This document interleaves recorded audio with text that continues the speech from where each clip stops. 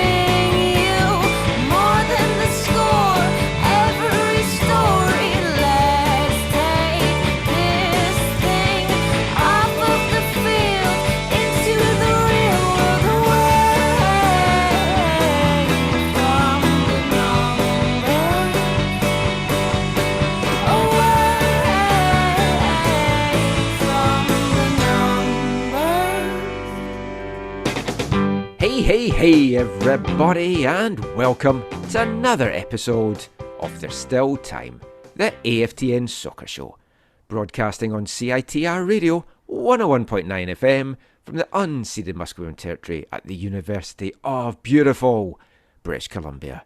I'm Michael McCall. And I'm Zachary Adam Eisenhower. And we've got another packed show for you this week.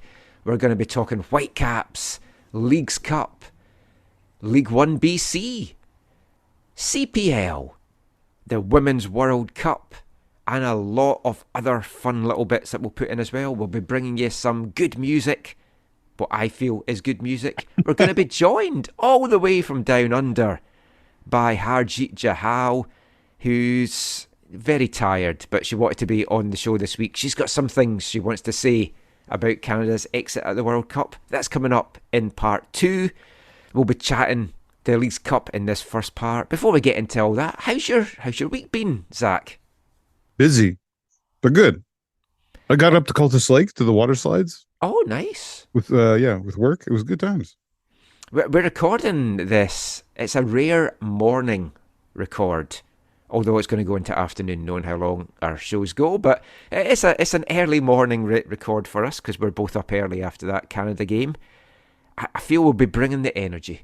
Well, actually, I watched it and then went back to bed. I woke up at 7:30 and watched on the PVR, switched all the internet off, didn't get any spoilers. Then the game started and that kind of spoiled things. I'm not sure who had it better, you or me. I think me. Yeah, probably you. Yeah. I want to give an update on bells. I spoke about my bell collection and I tweeted out a picture of my bell end. I don't know if you saw that, Zach. And I mentioned on the show when we talked about my previous bell collection that I'd got rid of a lot of my bells a few years ago just to make space, and I didn't think I was going to need them anymore. So I was doing a little bit of tidying over the weekend and I found this metal tin of mine and I was like, oh, what's in that? And I opened it up and it was all my other bells. I haven't thrown them out after all, so I still have all my bells. You so happy for you. Ring my bell, ring my bell, ring a ding a ding. Few interpretations of that song over the years, but it was a great disco classic from the 70s. Disco time when the Caps were successful, won one of their big and their main North American trophies, the 1979 NASL Soccer Bowl. Are they shaping up to win another North American trophy? Is their name penciled in on that Leagues Cup, Zach? Because a late show in LA, this time not with Craig Ferguson, but another Scot pulling the little strings down for the late show. The Whitecaps advanced with a 2-1 victory over the Galaxy. What had been a pretty horrible game for them, and a game that LA had been really dominant and in control of for 80 minutes, and then the wheels came off, and about 15 minutes later, the boos rang around the stadium down in Carson as the Galaxy threw away their 1-0 lead, and the Whitecaps are through to the last 32 in the knockout round. Yeah, and you have to feel it meant more to LA, right? Because aside from the money, the biggest thing for and the trophy, I guess, the biggest thing for Vancouver is to get back to the Champions League, which they've Yeah, already accomplished, right? yeah, So they're playing with house money now. that's exactly what I was going to say. They're playing Oh, sorry, I without stole money. it. No, it's okay. But for LA, in what's been an awful season for them, you felt like this was a place where they could prove themselves, that they're not as bad as their league position and league form has shown, and maybe make a run at that Champions League spot or whatever, or spots. Yeah, that didn't work out well for them. No, no, Leon no. But got the but they better only of have them. them. But here's the thing: they only have themselves to blame Oh, because, like absolutely. you said, they like I watched it. I watched it live, like you did, and they like dominated. Like in the first half, they should have had another goal, maybe two. In the Yeah. second half, they just had wave after wave. And There, that there was a first 10-minute spell just before and just past the hour mark where yeah, they had all these waves and they came kept close three or on four coming in. times. They kept on coming in, working it to their left side, and then shooting at the back post where they kept on missing. And Yeah. I was almost like, I felt like for a moment I was like, did I accidentally hit like back 5 minutes and I'm just seeing the same thing over and over again? And then you're just like, oh wow, like as you're watching, you're just like, oh, I wonder if they're gonna rue these chances, right? Because Mm. in this thing, all that needed to happen was a win in regular time or a shootout win, Yep. right? So all they needed, really, all Vancouver needed to get back in it was one goal. Yeah, And so because as long as it was 1-0, I kept saying to myself, oh, we're still in this somehow. yeah, it was I, nice. I think there's one talking point. I don't know how much you want to talk about this, but it was interesting. At first, I thought, oh, this doesn't seem wise, but even before it fully played out positively, I thought, okay, I see the upside to this, and that is Isaac Bulmer. yeah, that was a Right? big shock. We got kind of a hint in the build up to the game from training that he was going to be starting. And there's a few questions that sprung up from that. It's like, is that wise in a must win game? How much do you want to win it? But at the same time, the lad's got to get experience in these kind of situations. He came in, he did well, and a huge save at one point as well, tipping one over. Then you've also then got questions about Thomas Sissal, who clearly has dropped down to Exactly. number 3 in the pecking order. Yeah. So has he? Because they had two keepers on the bench for this one, right? Yeah, they brought everyone down, basically. But yeah, I mean, clearly Bomer's moved up to number 2. That the club won't say that. They'll probably say we've got 2 number 2s. Just like they had 2 number 1s when it was Max and Thomas a little while back. But I genuinely think Bomer has moved ahead of Thomas Sissal. And from Thomas Sissal's point of view, he needs to go and play. He needs to get loaned out. Pacific FC were desperate for a decent keeper. They seem to have turned things around a little bit with their 2, but I still think that could be a landing point for him. I guess all I'll say is having two number twos is too many. Oh, I mean, I recently had a colonoscopy. I had way more than that, and it's like, I don't want to go through that again. If anyone's not done that prep, or if anyone has done the prep, yeah, you don't want to go through that. Thankfully, cleared for another 5 years. Oh man. Yeah. From what you told me, it sounded awful. Yeah. That wasn't the only thing that was running clear in the build up to that. But anyway, we won't delve into that. Oh my. Come for the football chat. Stay for the graphic detail of Michael's bowel movements. But no, I thought that was really, it was definitely interesting because, like you said, yeah, one is that they weren't playing their number one, and two that it wasn't Hassal, that they were in fact saying no, we want Bomer to get a Yeah. match. I mean, So it was risky because is the chemistry there with your backline? And that's what you're yeah, always going to worry about. And then the backline gets all switched up. They've worked on building chemistry, and Luis Martins, who wasn't in the back 3 for this, he was going to be a wing back, had tightness in no, his calf. he was in the back three. Was he in the back? Oh, yeah, because Yeah, Algorta came in. Sorry, yes, yeah, you're right. because your little Scotsman was the left wing back, Yes, yeah. which was another interesting thing in the formation. Now, obviously, it worked out, and obviously, the two times I think he's played as in that spot this year or in his career for the Whitecaps, Yeah, it's worked out. But What wasn't as good this time around, wasn't getting the space. He's not no, that secret weapon out there that he was in that no. LAFC game. But yeah, no. The one thing about the other thing I want to say about Boomer is from someone who watches very little WFC two, because I know you've watched him there a Yeah, bunch, right? He, you can just see his progression as a keeper. yeah, You just his I think part of it's his presence, his calmness. Like even for me, like the way he communicated after making some of the saves in terms of telling his players that he wasn't happy that space was created for a shot or whatever, was more on a like a more mature or a more, dare I say, professional level or whatever. yep. I would say Um, the Isaac Bomer that we saw in 2021 and the Isaac Bomer that we're seeing now, huge leaps and yeah, bounds. yeah, And which is it's sad for Thomas because that the progression hasn't been there for him. well, I think he's progressed as a shot stopper. I don't. I worry about some of the other parts of his game. But you're right. And for Schuster, it's a probably a good problem to have. But if they don't do something with one of them, you're really stunting someone's growth. Yep. So like something has to get done Yeah, sooner Thomas has rather to than get later. loaned out or even sold. I mean, I'd like to keep him on, obviously, because it's like he's a really good keeper, and he needs to progress, and by progressing, you play week in week out. So he needs to go to a team where he can do that, Yeah.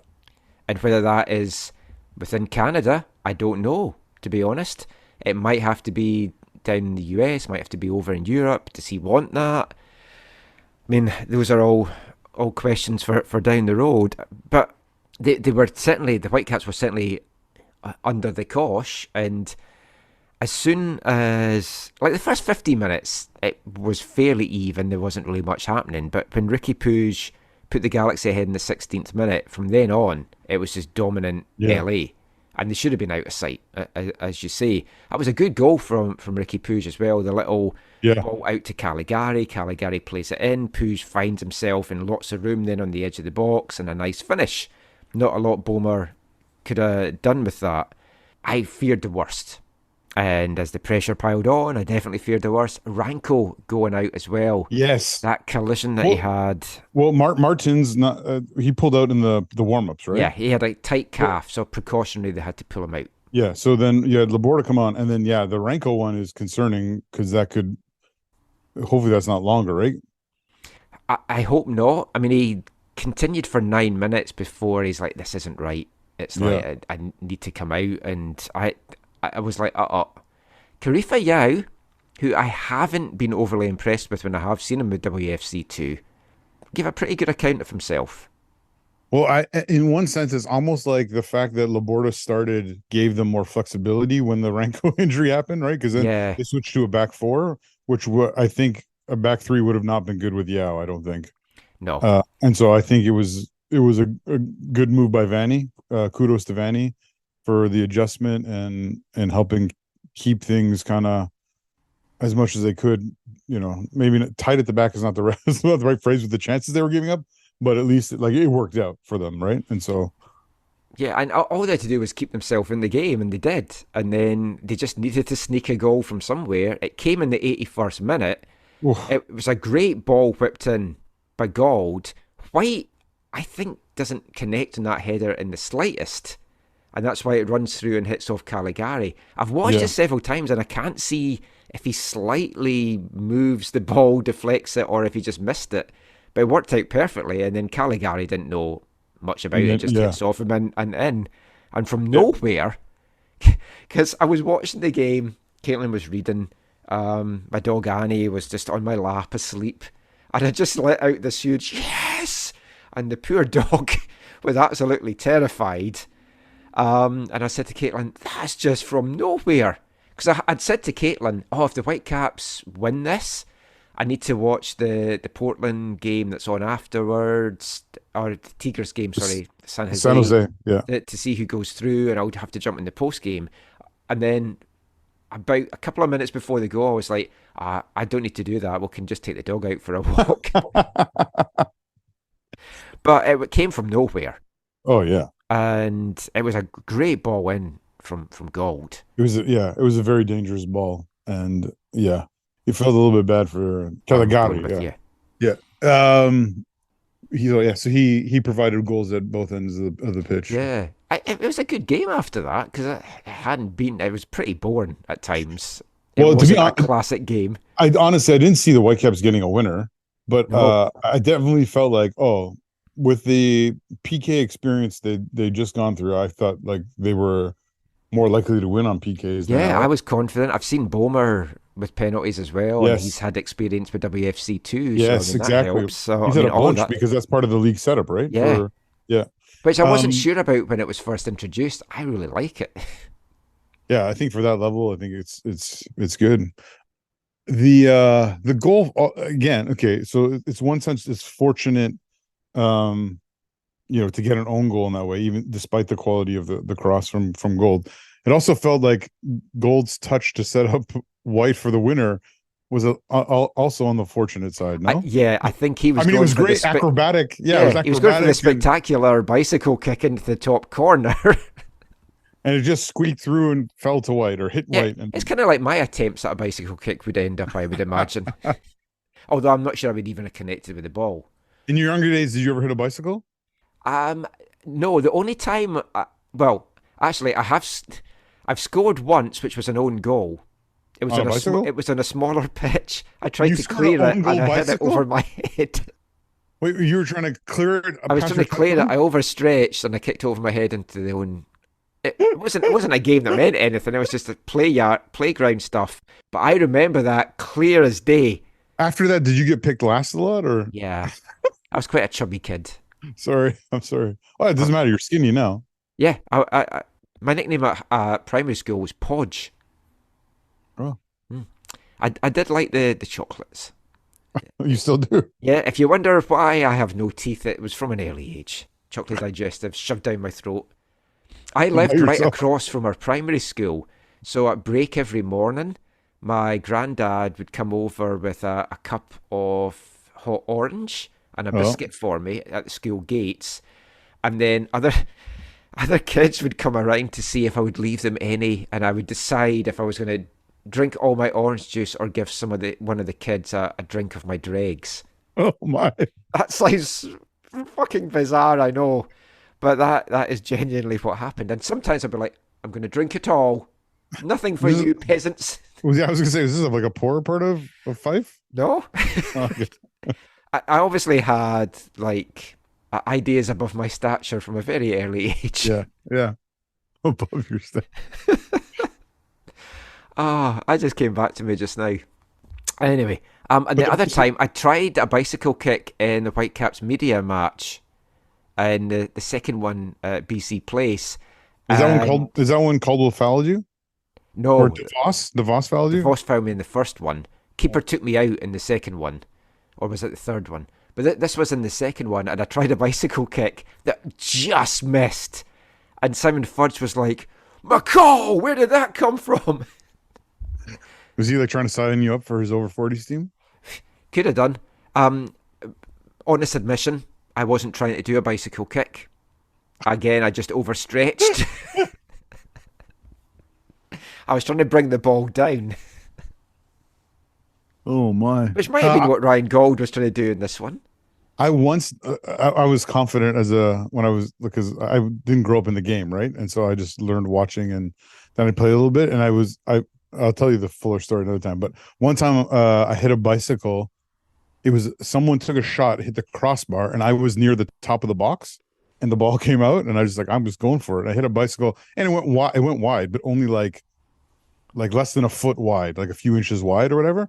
And I remember from that moment on, everyone in that league gave me so much more respect and like space and like not space, but like I could just tell like people are like, oh, he can do something because I I shouldn't have wasn't a admitted slow that then. I was on. I didn't mean to do it in that media game. I didn't mean to do it. Yeah, you did. If we play And this then year, I'll try it again. I did score one in but it was like you said, it was like small side. I think it was like in a school. I think it was in a gym.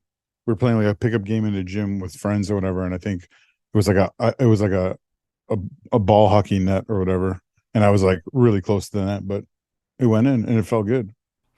I don't know that I should be trying it really at my age. Also, with a No, compressed disc in my back, it's not ideal. No, But when I'm at the park now with Kirk, there's been twice where the ball's just lofted up nicely. I'm like, I should just show Kirk how to do that. And I'm like, no, no, because I'm like, I know I'm gonna as I land on my back, it's not gonna feel good, right? Like plus, if he you don't want to trigger an earthquake warning. It's oh like, here man. comes the big one. Which is also Zach's nickname on the football pitch. Here comes the big one. Actually, if any of the listeners have some good bicycle kick stories, send them in. AFTN Canada on Twitter, aftncanada@hotmail.com. I'd love to hear them. Or if you have videos of yourself doing Oh, yes. Share those. Let's get back to Ryan Gall's attempted one. 91st minute winner. The ball comes in. It was an assist from Gold. They'll cherish it. Yeah, he'll claim that. Didn't quite come off. But Brian White, full credit to him, he got that out of his feet, out of the turf to make room for himself, turned inside the two defenders, 4 yards out, slotted it home. Whitecaps, 2-1 victory. Knockout round, here we come, baby. You finished that like the perfect striker would. Yeah, that's why he is so highly rated by Vanny. Should have been in the All-Star game ahead of these others. There wouldn't have been a 5-0 defeat if Brian White had been in that All-Star game. Yeah, Messi Paraphrasing what Vanny said in the last episode. Messi would be lucky to play alongside Brian White. Yeah, I mean, who needs Julian Gressel as well? Julian Gressel, in the whole time he was with the Whitecaps, did not experience an away victory, because the one that they got in LA was when he was away with the US national team. Oh, and this one doesn't even count because it's not in the league, right? Yeah, so it's like Gressel leaves, and we've got... Oh, Gressel isn't playing, we get our 2 victories, both in LA, funnily enough. So I think we should just play all our away games in LA. That'll be allowed. The league do things. It's like if they're gonna make teams put down grass pitches for Messi come into play. Which interestingly, the Whitecaps could host Miami. Yeah. BC Place final. Messi's coming to town. Yeah, but this next round is the round of 32. Right? Yeah, we've got to get through that, I guess. Yeah. Yeah, I'm maybe looking a little bit ahead because we're playing Tigres. Against Tigres. Okay, so remind me, because I watched and I just can't remember and I haven't looked it up, but was the home leg against Tigres first or second? Oh, back in 2017. Yeah. We were away first in Mexico, and it was that that one, 2-0 Kendall or 2-1? Waston. It was 2-0 away from home. But, I mean, they gave a good account of themselves that day, and this is a better team, I think, than that team from 2017. Because the away leg was 2-0 and the home leg was 2-1? Okay. Yeah, because it was 4-1 in aggregate, yeah. Because they were right in it when Shea got that goal, and it's like, oh. Yes. Yeah. And they give a good performance. I think it's a better team. I think they've got their chance. I watched the Tigres San Jose game, and I mean, Tigres dominated, but San Jose had their chances. And I think if the Whitecaps play the way that they can, and they're at home because the Mexican teams can't host in this tournament, which is a little bit unfair. Why is that again? Just for revenue? Revenue, but do you get good revenue in a place like Vancouver? I mean, Tigres, I think, could have picked a stadium somewhere in the States, and they'd have probably got a bigger crowd and more Tigres fans, and they, once again, will be the home side for this. So they won't be playing lion roars. We might hear some tiger roars over the PA system. I don't know if they do that for Tigres games, but it should be a cracker. I was going to ask you, because the Lyon game was an away game, were the Whitecaps the home team at the Galaxy? No, because Galaxy were the home team. So the Whitecaps had no home matches? No, because it was how it was drawn, and to have a home thing, they had to have been a playoff team last year. Right. It's a draw thing. Okay. Yeah. And of course, we weren't a playoff team last year. We could be this year, though. But yeah, it should be a good game. And I'd mentioned a couple of podcasts ago, season tickets aren't valid for this one, but they were valid for the first game. So I hope it's a good crowd. The season ticket had like an opt-in, though. Yeah, you could opt in for it, which hopefully folk have. I heard from some people like the GA support section was like $20 a ticket or something. Yeah. So again, very reasonable. And if anyone was at or watched that Lyon game, it was a fantastic occasion. We spoke about that in the last show. It was one of the best games at BC placed in the MLS era. That should have whetted their appetite. I hope the Whitecaps get a really good crowd out for this. We'll see What time's kickoff? But I think it'll probably be 7:30. Will they have another churro? I don't know. Will Felipe make it through 3 more churros? I don't know. I guess we'll find out. I said the last time that the Whitecaps had brought out a special Mexican churro. I meant to say bacon churro because obviously all churros are Mexican. Yeah, it was churro. Are all Mexicans churros? It was bacon with maple syrup or something, right? It was, and it was delicious, but it was a heart attack on a plate, which might have explained my ECG results that I got this week as well. But we'll see what happens when I go back to the doctor next week about those. Just sharing all my medical issues on the show. Should be for an AFTN one for Felipe after the amount that he scoffed down at the Lyon pre-match presser. But I'm looking forward to that. It should be a fantastic occasion. I think the Whitecaps can do it. I'm confident. I think in a one-off, they've shown that they can almost do anything. So yeah, we're going all the way, baby. So obviously Lyon won the Champions League last year, but coming into the game against the Whitecaps, Lyon was what, 6th in the table or something? Yeah, they hadn't had a good season. What place are Tigres in? I don't know. I haven't looked at Liga MX. And my other question is, how old is Gignac now? Because he's still there too. 54-year-old Gignac will be going out in this one. Wait, he's older than Ali Adnan? Yes. Wow. Allegedly. It's been a great tournament. Well, Ali might listen to the show. I don't want him filing any lawsuits. Allegedly. It's been a fun competition so far. Off the pitch, there's been some great crowds, some great atmospheres as well. 47 teams started. At the time of recording, 7 spots in the last 32 still remain to be sorted out. In the 3 Western groups, San Jose, Seattle, and the Galaxy are all out in the West. Yeah. Which, I've got to say, I've been rooting for the Mexican teams because I think it makes the tournament a lot more interesting. If in the last 32 you had 29 MLS teams, that would be pretty shit. Yeah. I mean, the MLS teams do have the seasonal and field advantage, but yeah. Yeah, I mean, you want the Mexican teams just to make it more of an international flavour and stuff as well, totally. Which I think 4 of the 18 Mexican teams have been knocked out at this time of recording. But I watched the Seattle game last night, and the chant that came into my head when I was watching it back was 2-0, and you fucked it up. Because they came out like men possessed and were 2 goals up within 6 minutes. And then Monterrey turned on the style, which, I mean, for a USL team, Monterrey Bay, I think that was that they were playing. A fantastic 4-goal performance. That was one of the shocks of the tournament. I have watched very little Leagues Cup outside of Vancouver and a few select highlights, so I have not seen that. Oh, but it was well worth watching. It's very enjoyable. Who scored the goals for Seattle? Jordan Morris. And, I can't remember who got the first one. Let me check that just now. I've been to Monterrey. That's the stadium with the mountain on the side? Is it Monterey? I didn't see a stadium when I was down there. I was at the aquarium. I'm pretty sure that's the stadium. Then I went to Pacific Grove, and then I went to Carmel. I'm pretty sure it's Monterey where everyone wants to go to that stadium at the World Cup. It's got a huge, you're talking about the Mexican Monterrey. I'm still talking about the one in California. Oh.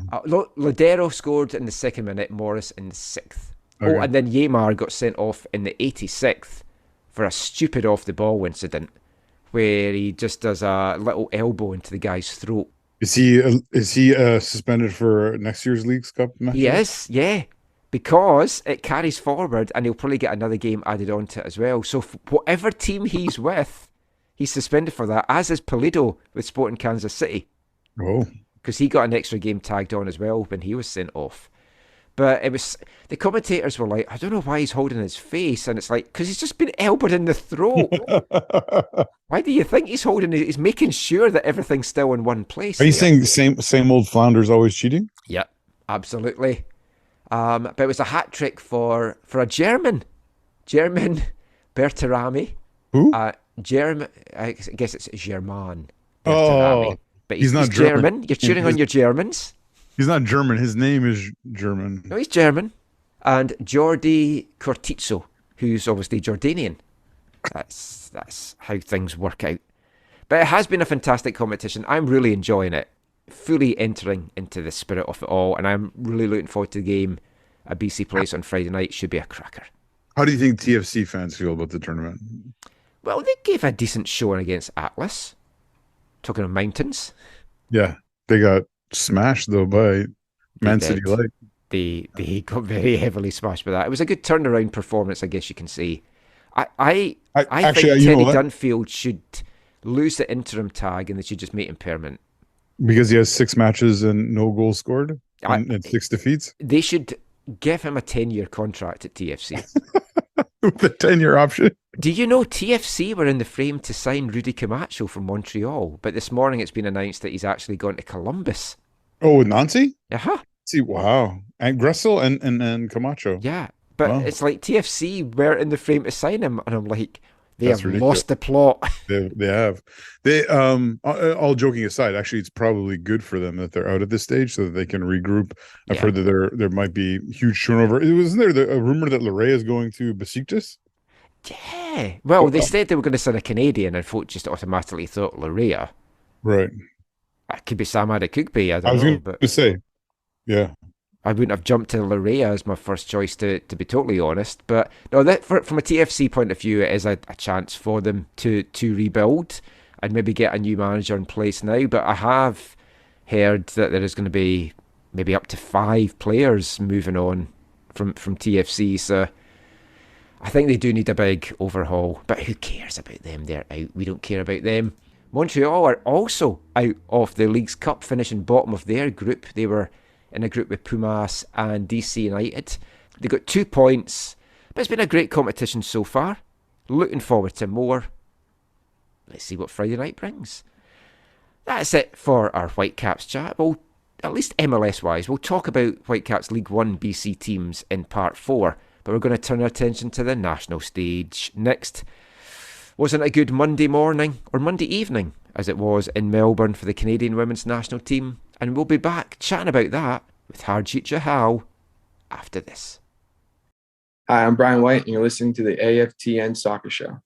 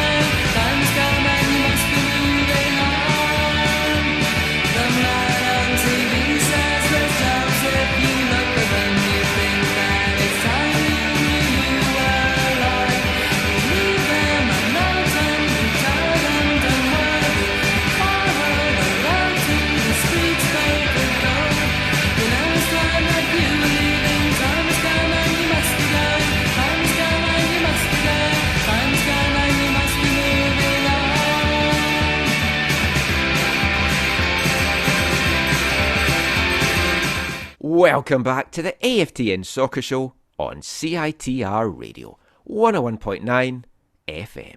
And kicking off this part, it's our Artist of the Month here at AFTN for the month of July, wrapping up their residency at AFTN Towers.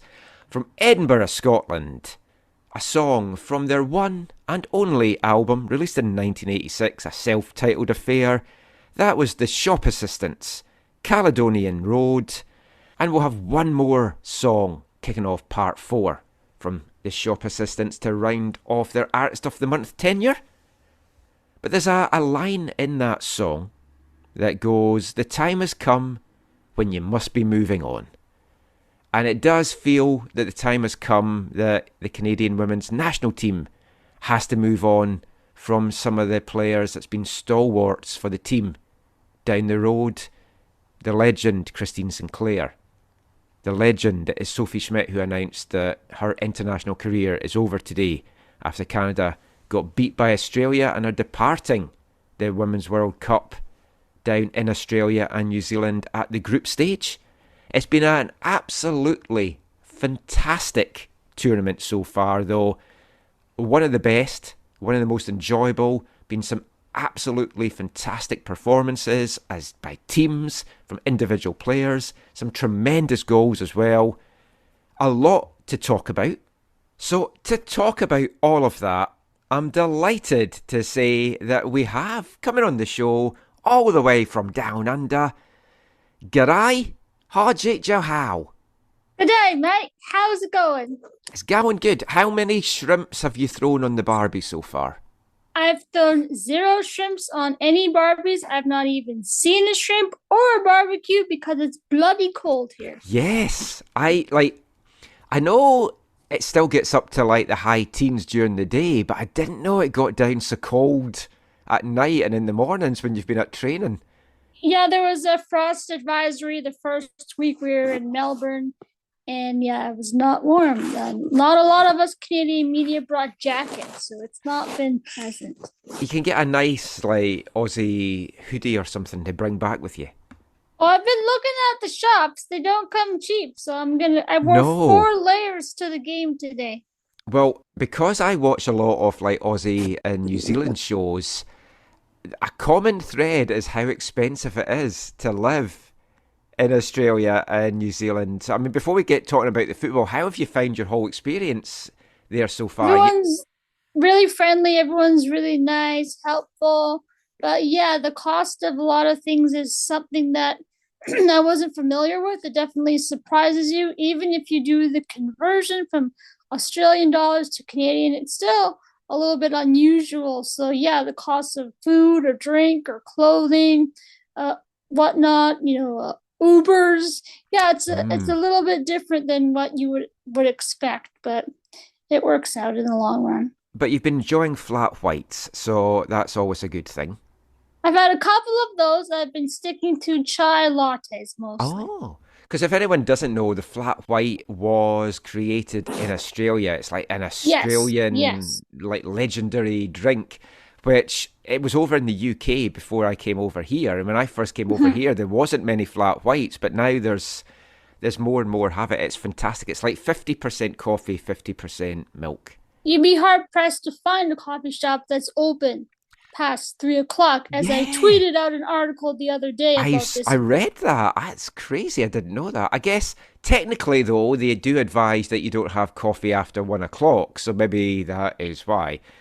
It's to do with businesses. The guy was telling me today that, no one buys coffee in the afternoons. I'd have to pay my staff, and there would be no one in here, and I'd lose money. So yeah, I said that doesn't really affect me. Sorry, I just want a coffee. I don't care about your staff. So, have you picked up any good Australian slang? I know they love their slang down there. And we were talking about if you were going to come back swearing like a trooper as well. I mean, I already do anyway, so... Yeah, there's this one where you say, we're not here to fuck spiders, mate.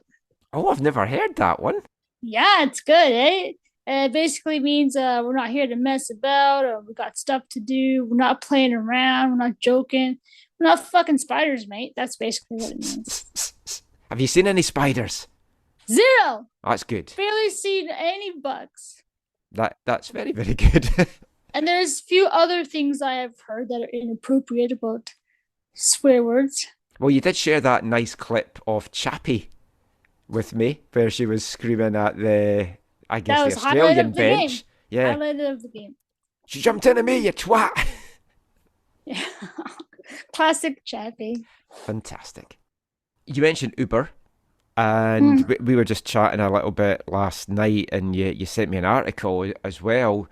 Like you've had to Uber and get the tram all over. Not as much Ubering, mostly trams. Mostly tram. Oh, that's good. That'll save you some money at least. But it's not been easy for you to go to games. It's not been Canada, and it's not been easy for you to watch games either. To watch the game, it's been quite challenging. Yes. Yeah. So I mean, we've had way better access here than you've probably had down there. You have, but you've had games at all hours of the day and night. Yes, that's when a PVR comes in handy. Although me as a night owl, I've been taking in some of the the late evening, early morning games and then going to bed and then just watching the rest when I go up. So But a telephone company called Optus has the rights for the game, so they have to show the Australia and New Zealand games on the telly. But for the other countries, they're not obligated to. So your best bet is to go to the fan zone here in Melbourne or all the other cities.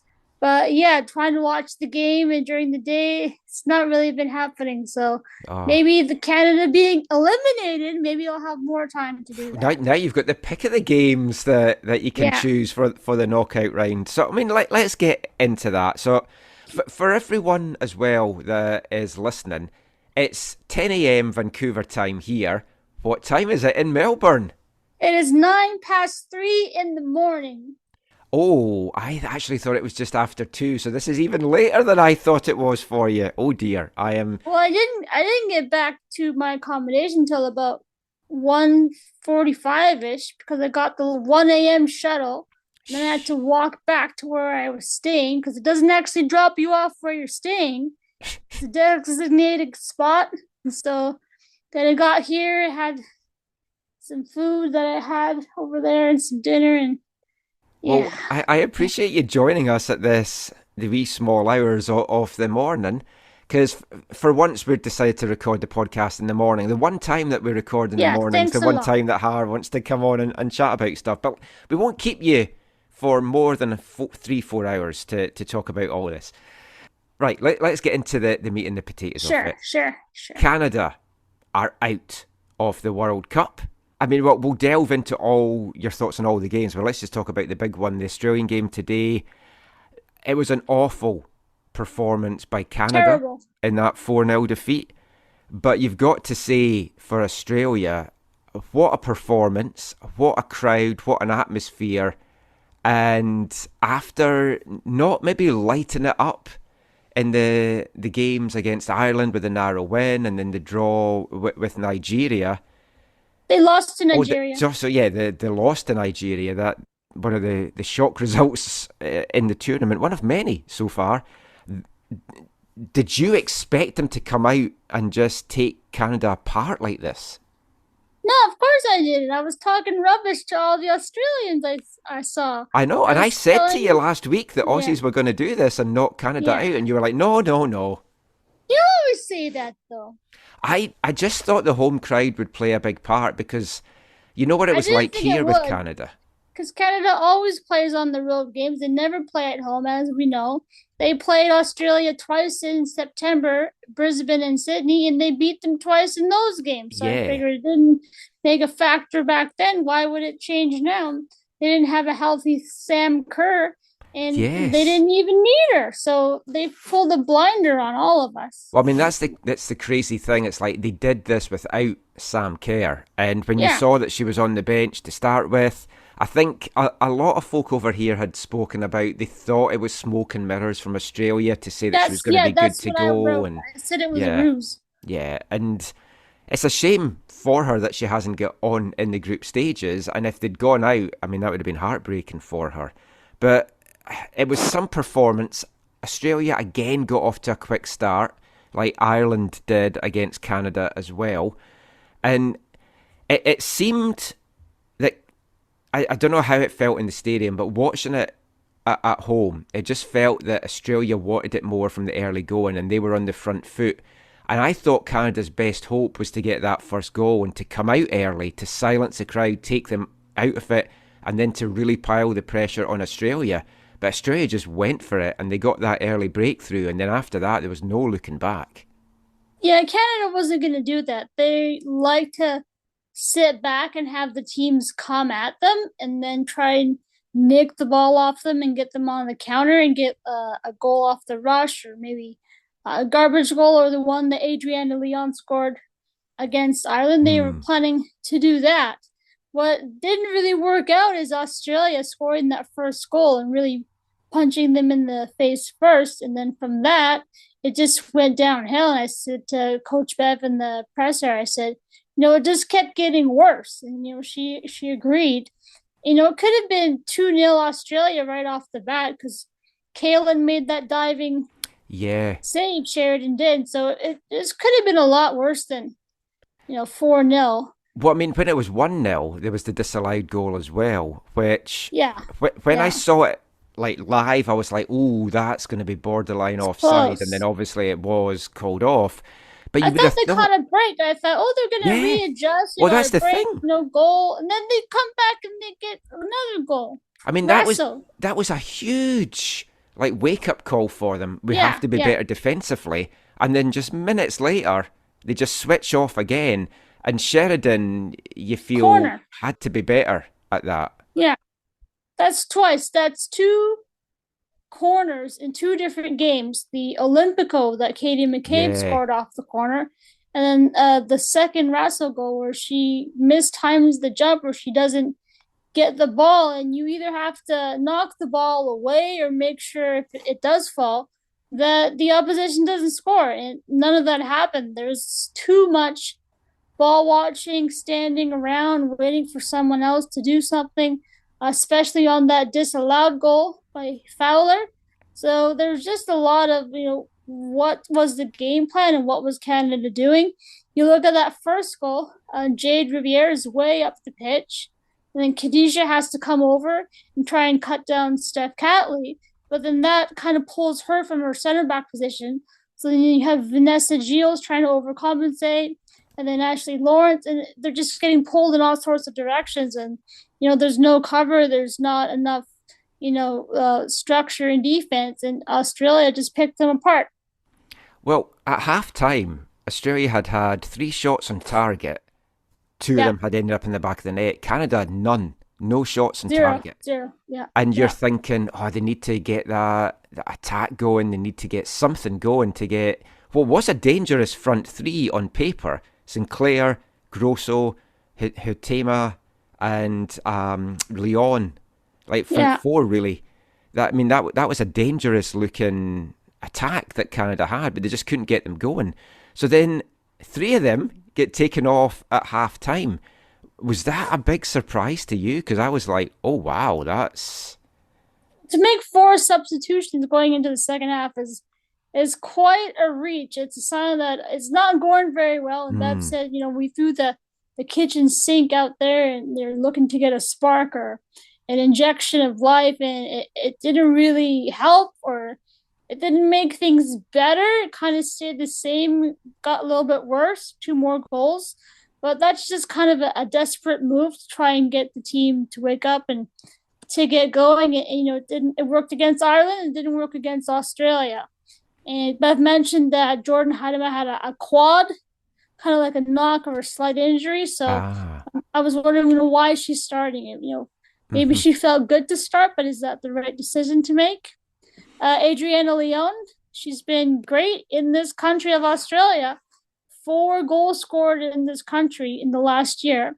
Uh, can you name any other Canadian player that has scored in Australia in the 4 games, Michael? no. That's because none have scored. Just Yeah, well, Adriana. we talked about this in our preview chat. I was like, as always, the question is where the goal's going to come from, and there's obviously been a heavy You would have thought reliance. someone would have stepped up, and they didn't. Well, that's the thing. It's like there's been so much reliance on Sinclair over the years, and I think she'll blame herself for missing that penalty in the first game. She'll say that's why they're out. If I'd scored that, it would have been all different. And I mean, on the one hand, yes, that is a fact, but on the other hand, you can't put everything on the shoulders of her. But Yeah. they mentioned in the commentary here, and it's something that was going through my head, like, is Bev Priestman too stubborn in trying to build this team around Sinclair? Now, obviously, she was dropped for the Ireland game, the one game that they won, but has it just been a case that they think we've just got to do everything around her because she's our best hope of scoring?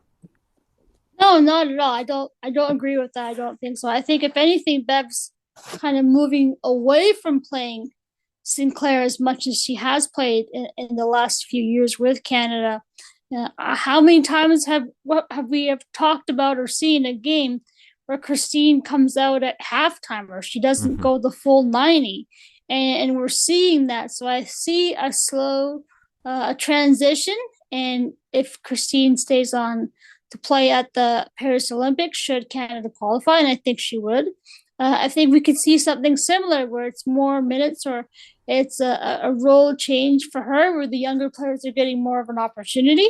So I think I give Bev credit for taking that on and realizing that, well, Christine's still a big part of this team. The team doesn't revolve around her, and there's still a lot of key players, and you've got to get those players going and firing so that Christine can come in and help them. And it's not all on her. There are Flemings and Grossos and Heidemas and Prince and Rose and a whole raft of players who can contribute. Obviously, that didn't happen in this World Cup, but Paris is when they're going to have to go and play their best. And they usually do at the Olympics. Yeah, because they're defending their title there as well. And I think it is important to move on.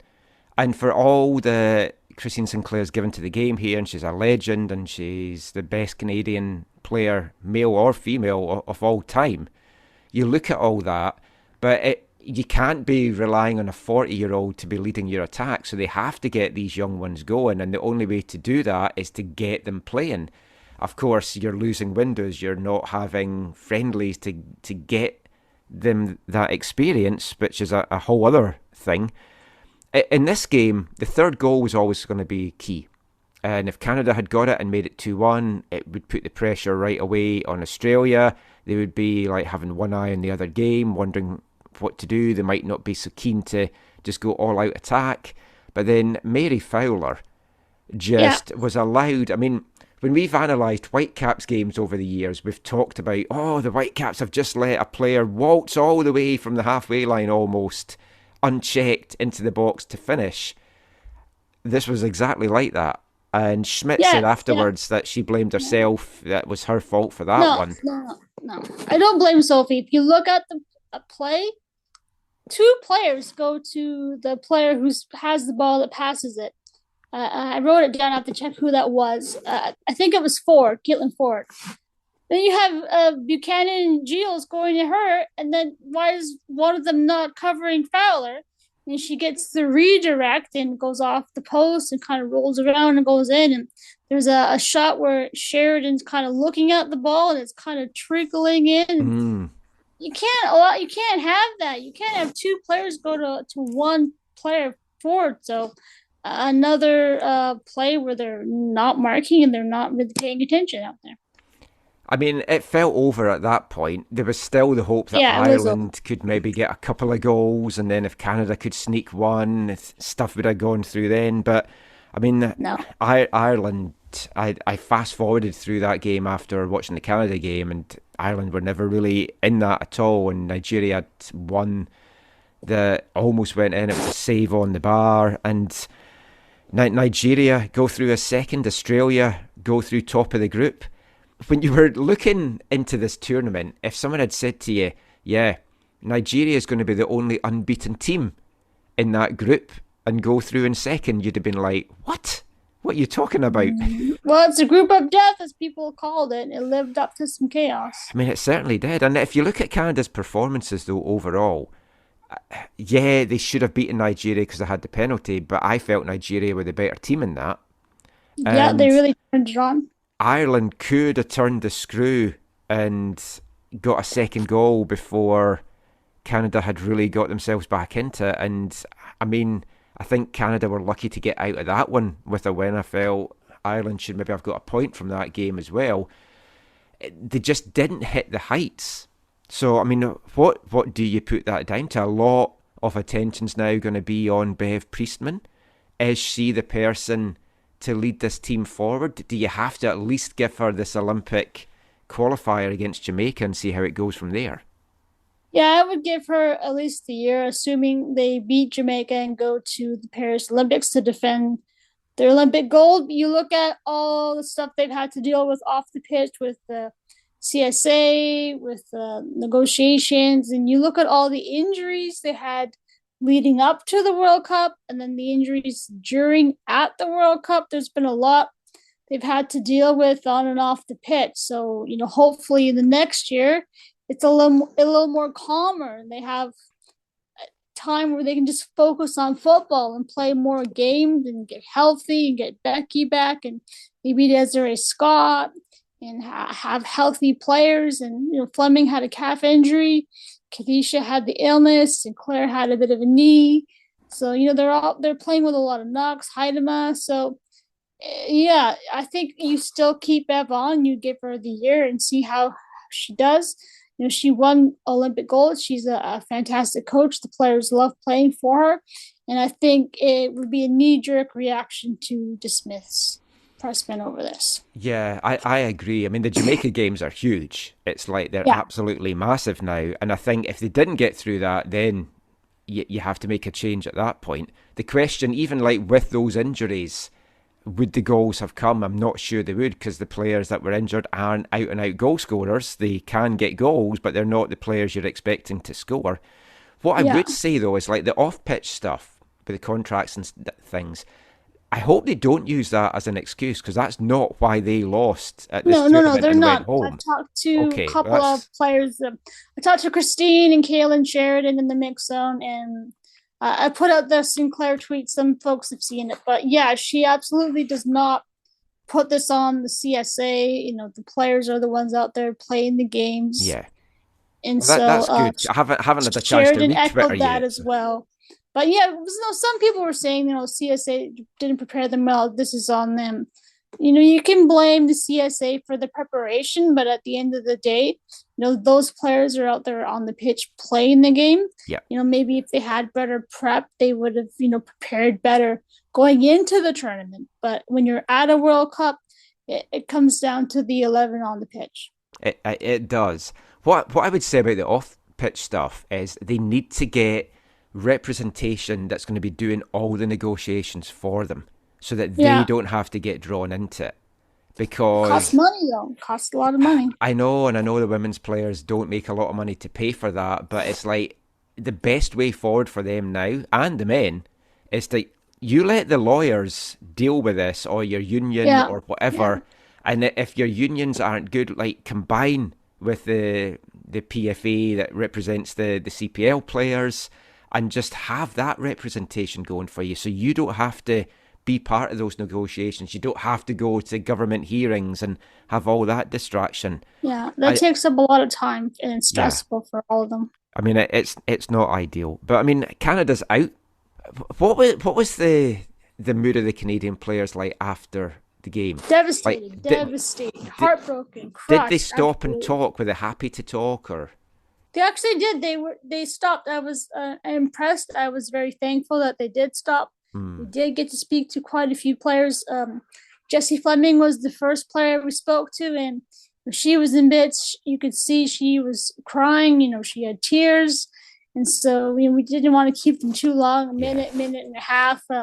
Vanessa Giles came out, and we talked to Vanessa, and again, very emotional. Not a lot to say.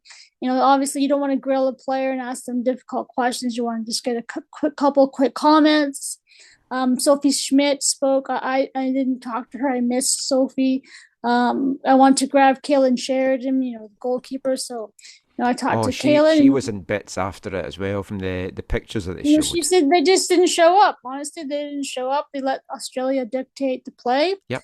And obviously, that's what happened. Christine Sinclair, she spoke to a lot of different outlets, a lot of the media, CBC, and then she came over and talked to us print reporters.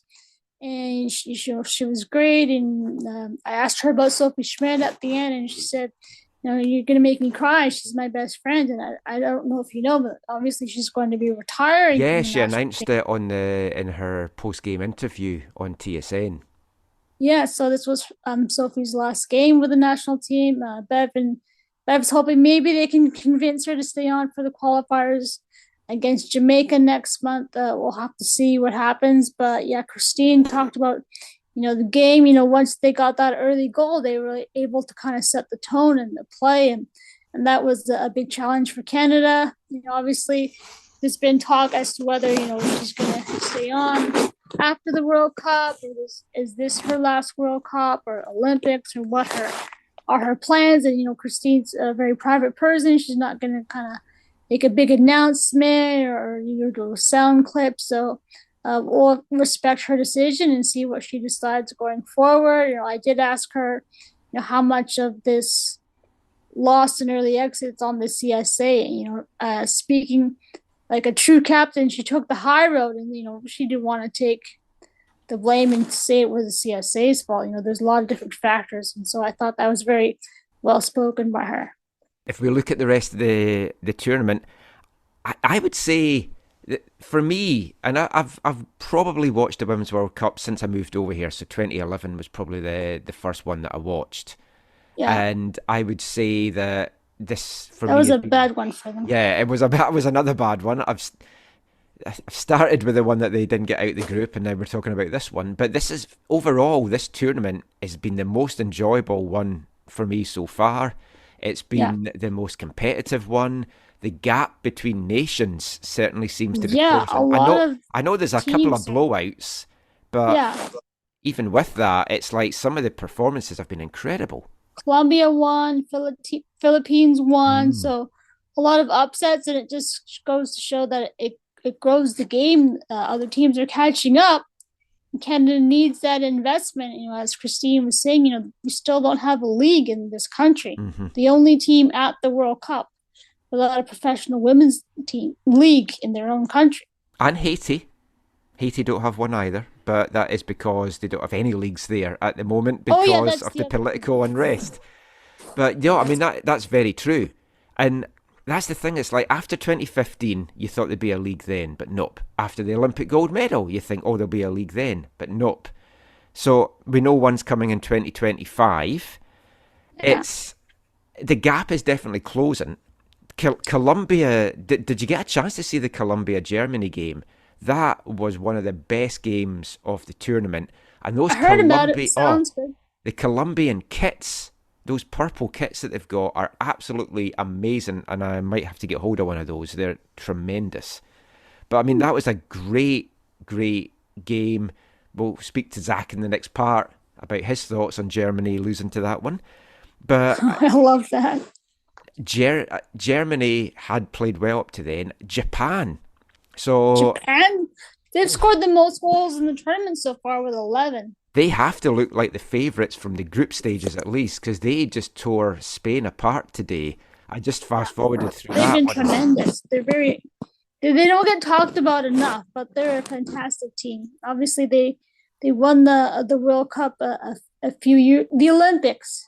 Yeah, and then they lost the final here. Yeah, that's what it was. It's like folk had said this was a transition team. They seem like they've transitioned fully onto a threat now. It's like, for me, I think if I was putting money now on a team to win it, it's got to be Japan, who I haven't seen the betting, but they have to be the favourites. What have you thought of the US? Because they do not they seem a shadow of themselves, but they are a team that can grind out results when they need to. I think with the U.S., people are expecting them to blow out teams or have big wins, and you don't really need to do that. Obviously, the Netherlands are a really strong team, and they had that 1-1 draw. So we'll see how the U.S. does in their final group stage game. But you just have to get to the next round, the knockout round. You don't have to win big. But with the U.S., if they don't win big, there's something wrong. People are always talking about, they're mad. So, with Canada, they would have been happy with where the US is right now. But and like England's another team who they've just been grinding out the narrow victories, and they haven't looked fantastic yet. But it's a whole different animal when it gets into the knockout round. I think for the rest of the tournament, it was important that one of the hosts went through. So New Zealand going out, I was so heartbroken for them.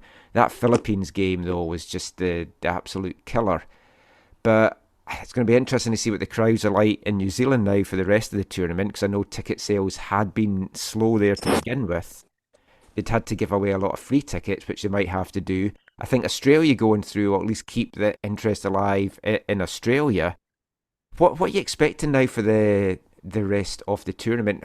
I know it's early to ask you, but what are your plans for the rest of the tournament? Where do you think you might want to go, or what cities do you want to go and explore? Somewhere where it's warm. I'd like to go somewhere where I don't have to wear 4 layers when I go to cover a game. So Sydney's probably your best bet then. Sydney or Brisbane would be nice. We'll see. You're there for the whole tournament, aren't you? You're going to stay all the way through to the final. We'll see what happens. I didn't expect them to go out this early. Nobody did, really. Come back for the Tigres game. Whitecaps Tigres. It's warm here.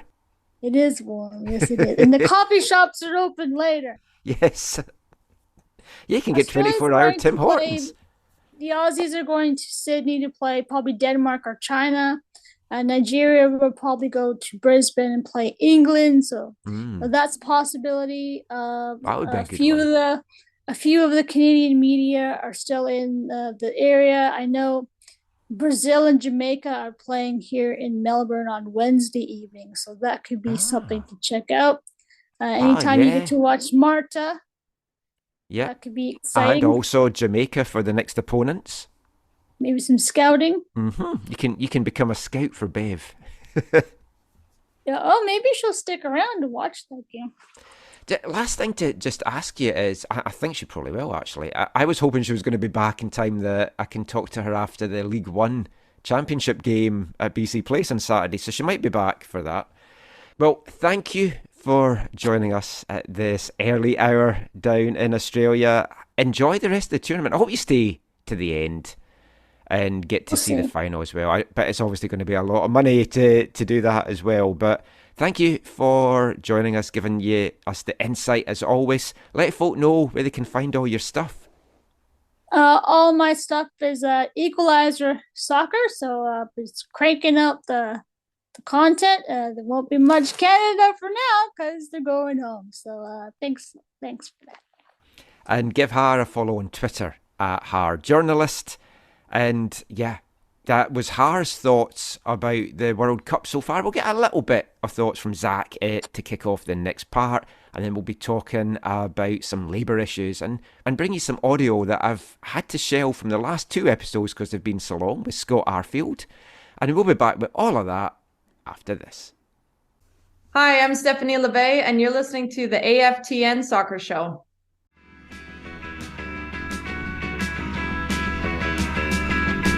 I used to hold people would phone me up, but I don't need the calls anymore. I used to wish people would come around, well, I don't need them around here anymore. I used to like a lot of TV, but now I find the telly a bore. The reason I've lost interest in all these things is that I found someone to adore.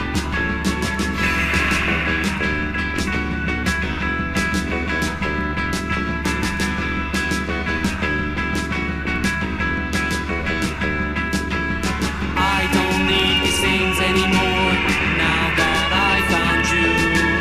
I should feel happy that you seem to love me, and truly, I do.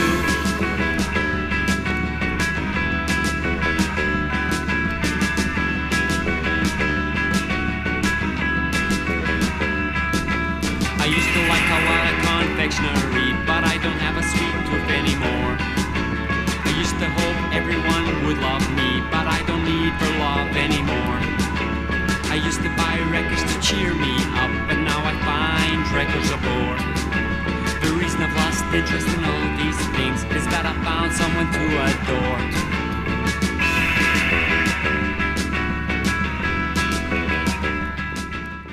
Welcome back to the AFTN Soccer Show on CITR Radio 101.9 FM.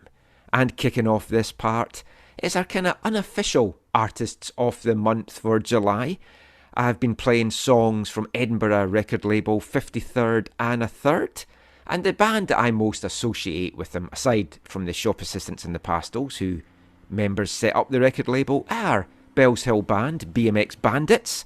And I think I've played this song on the show before. It's from 1986. It was a B-side to their 12-inch E102 and Sad single.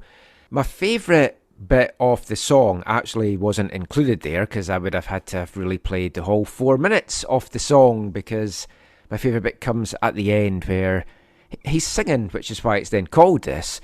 Would you like to see a film with me about a cat from outer space? You can choose the film that you want to see just to match your pretty face. I do. It's about the Disney film Cat from Outer Space. which I do remember having this discussion, I'm sure, with you, Zach. Have you seen the film Cat from Outer Space on Disney Plus? It's a late or early 70s, one of those Disney films. It's fantastic. I have not, Michael. I'll go home and ask my daughter if she's seen it though, because she watches a lot of stuff on there that I haven't. It's really good. I haven't seen it actually for a number of years, and that's just a good song.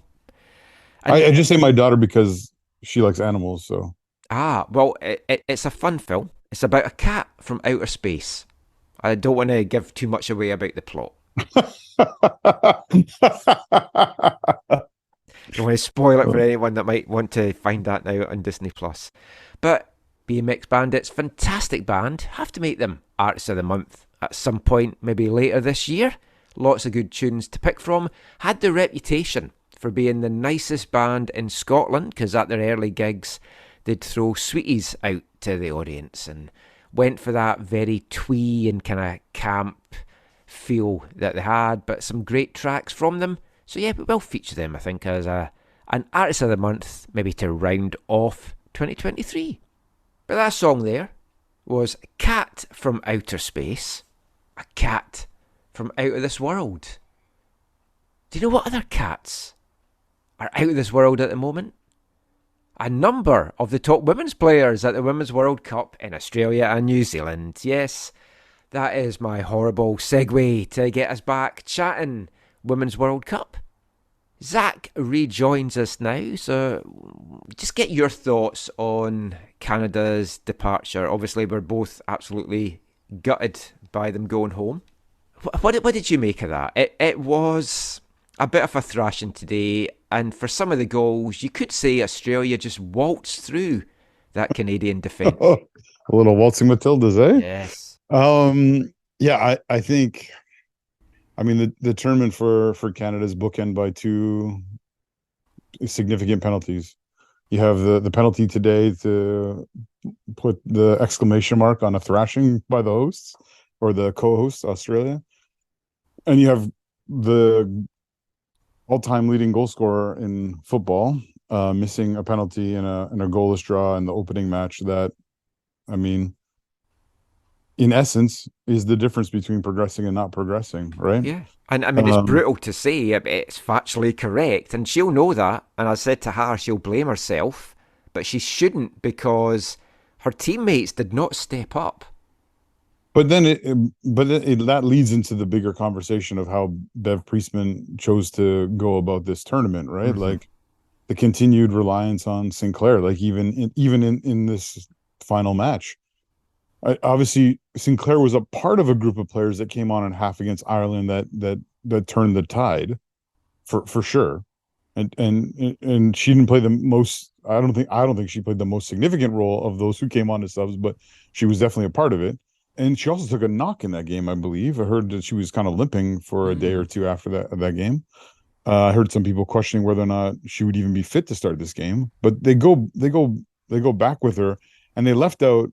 And maybe I'm biased because of where I live, but they left out the person who was maybe the most significant to that turnaround in Sophie Schmidt, who I thought really should have been a part of that midfield today. But yeah, I think there's lots of questions around how Bev set the team up, and built the squad, her reliance on Sinclair, and then also just bringing in so many players, and maybe the other options, I guess, weren't good enough, but bringing in so many players who are not match fit, who are coming back off injury, who, like Nichelle Prince and Deanne Rose, both coming off Achilles ruptures, right? Like you're not the same player, especially when you don't have the games ahead of time at club level to get you ready, right? And yeah. I don't think either of them really had that, and so Canada was not being able to stretch the field at their pace. And it made teams easier, I think, to play them in front of them. Right? You saw today.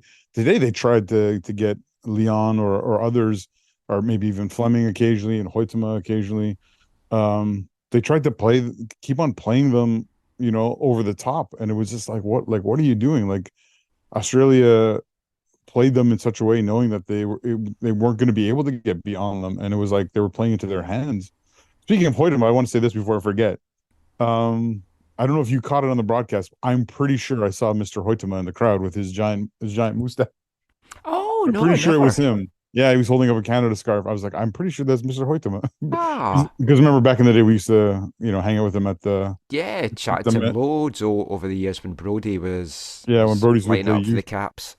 So yeah, I felt like, in one sense, maybe Bev's hands were tied, but it just that's a real.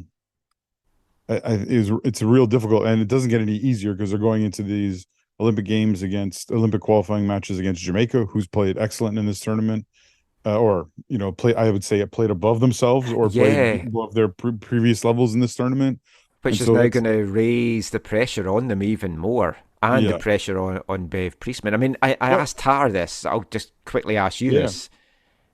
Is Bev the person to lead the team forward just now? I mean, surely she has to at least get these qualifiers, because a change now would be drastic. We've talked about this in different scenarios before, or we definitely talked about it. I know, but when it comes to the men's team, I think Bev's the person to lead this team unless Bev doesn't want to. Hmm.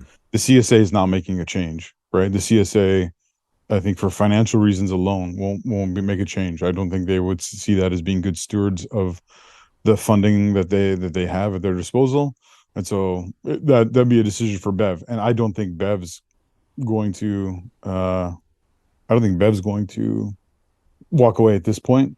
I think I haven't heard all the post match interviews. Obviously, so Sophie Schmidt, it was great. Again, Sophie, to say something positive about Sophie Schmidt, who I don't agree with about everything she says, but it was really nice to hear a player come out after the game and say, "Yeah, that third goal, that was I did not track my runner."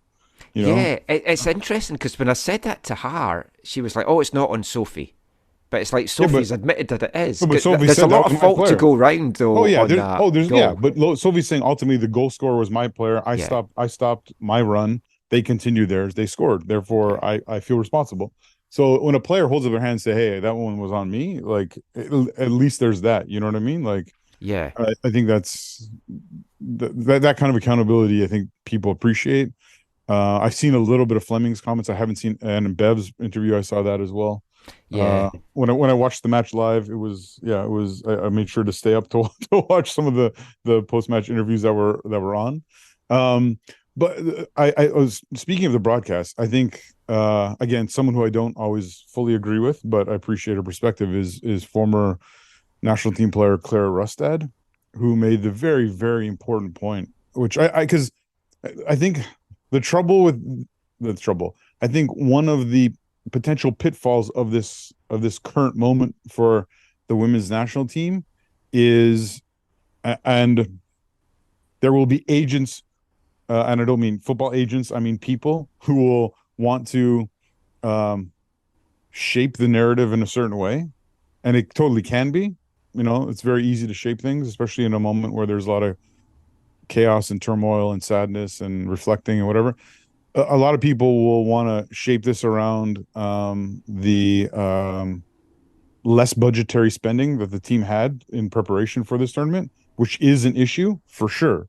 It is an issue, but to me, that's not one. It's not the only issue. Two, to me, it's not the primary issue. And Clara Rustad talked about the primary issue at the end of the match, where she stated that she's been doing coverage for, I think it's the last 4 World Cups or whatever, for whoever's been the broadcaster.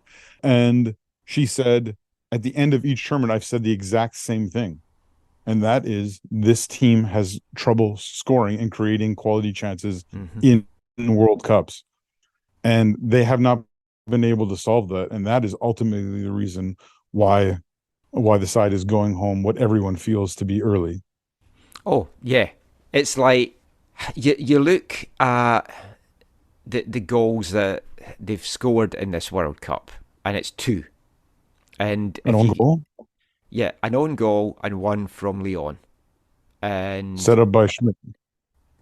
That's it. And if that is what you're scoring, the halftime subs, this is what I asked Har about this, so I'll get your thoughts on it. I was surprised that there was 4. But you look at the attack, and you've taken off Grosso, you've taken off Haitama, you've taken off Sinclair. when you saw that starting lineup, you were like, oh, they're really going for it. It's an attacking lineup. And they didn't get on the front foot. They allowed Australia to, and then they were on the back foot from 10 minutes in. Were you surprised there was so many attacking changes at the half? I mean, it wasn't working, but surely some of those players were maybe your best option to try and get that crucial next goal.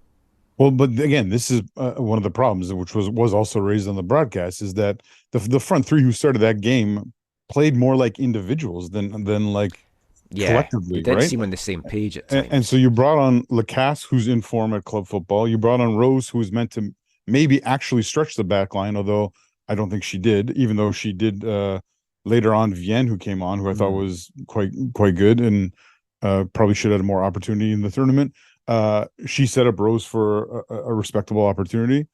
Yeah, I wasn't surprised. I wasn't surprised by the.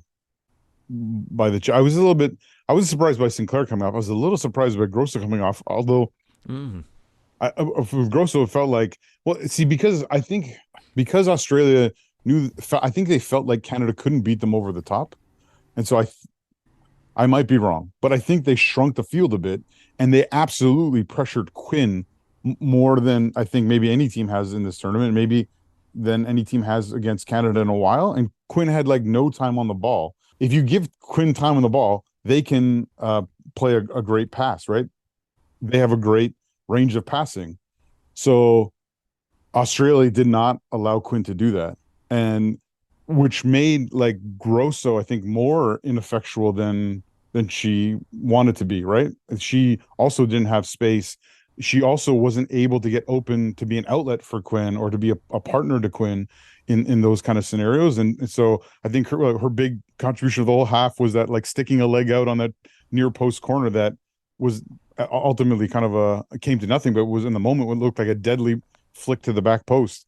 So I felt really bad for I felt really bad for Grosso, but I respected Bev's decision to say, no, we need to make drastic changes. We need to make them now. Riviere coming off too, I thought I like her. I think she's a really good player for Canada and will continue to have I think a big future because she's one of the younger players. But yeah, it wasn't kind of happening, and so I don't think she was. Well, they were getting beat down that side, right? The opening goal came from that side, and so they put Lawrence onto that side so that they could then play. And then Chapman obviously came onto the left side, and Chapman was Chapman, and I think then you saw the other goal, the other goal in the half, or sorry, yeah, the other goal in the third goal in the half came from the other side. Yeah, Australia. That was the one where they did waltz through the defence. I mean, one of the big issues for me, which I think is a big factor in all of this, is the rest of the world has very quickly caught up with Canada, while Canada has kind of stood still and almost gone backwards in how they've been playing. And you've seen that this tournament. There's been a couple of blowouts, but some of the teams that's been blown out aren't necessarily the minnows either that's been blown out. Like you saw Japan just take Spain apart this morning as well. But Spain was also already through, right? Yeah. But I mean, you get the odd result like that, and this was a 4-0 as well. I mean, this was a bit of a blowout. But the minnows the perceived minnows, like the Colombias, that have been fantastic and put your girls to the sword yesterday. I watched that second half. I did not see the first half. I watched the second half, and it was quite the match. I think that's been my favourite game of the tournament, not just because Germany lost, but I just think it was just tremendous. The skill, the atmosphere as well. I did not know there were so many Colombians down in Australia. Yeah. And those purple kits that Colombia's got as well are something else. I love those. Really? Yeah. Do you not like it? I don't like them. Nothing against Colombia. I don't like it. I don't like it when it looks like a shirt's like almost like that style of art, or like it's like an unfinished work of art that maybe a child has made with all the smearing and the whatever. That's probably why I liked it then. I've got a childlike innocence. I know. That's just not my cup of tea. Like for a kid. I liked it because it was kind of like solar system almost, kind of spacey, and that goal from Caicedo was out of this world. Maybe the Whitecaps signed their own Caicedo. Maybe we should bring in Linda. No, yeah. It's been a really good tournament, though. I've enjoyed this more than any of the other tournaments, and I think the parity's helped, but there's been some bangers in there as well. It's been a very, very interesting tournament. I will agree with that. It'll be interesting to see how many more how many Canadians continue to watch it now that Canada's out, because I know the numbers Yeah. have been really good up to this point. But yeah, going back to Canada, I can't stress enough that it is. Canada has not done well at the World Cups. Like they have not. Mhm. I mean, 20 years ago, we had a great run to fourth place, right? And I think you remember that. Oh, you were before you were here, but I don't know Well, if the you followed that first one I tournament. watched was 2011, and that was obviously a Okay, bad one. so 2003 was a great run. Cara Lang was in that team, right? Uh, Young Sinclair was, I think there already. Yeah, she was. And who else were some of the other players? Andrew O'Neill, I think, was part of that team. There's all these players, but since then we've not been really good at World Cups. And the crazy, I know people are like, oh, but the bronze and the whatever and the gold medal. When you look back on that tournament, we talked about it at the time, right? It's a smaller tournament, less big teams, especially from Europe, are there. Mm. But also Canada didn't score goals. Like Mhm. we got It was through on penalties. Fleming taking penalties, Yeah. right? Like, and even in some of those games, if I remember correctly, like we didn't create a lot of chances at least one or two or at least two or maybe three of the knockout games, right? Like it wasn't like the football was drastically different than what we saw at this World Cup. We just were not as good defensively, and we we didn't get penalties, or we didn't take them, and we didn't create chances going forward. I think the real thing here is that we need to improve offensively.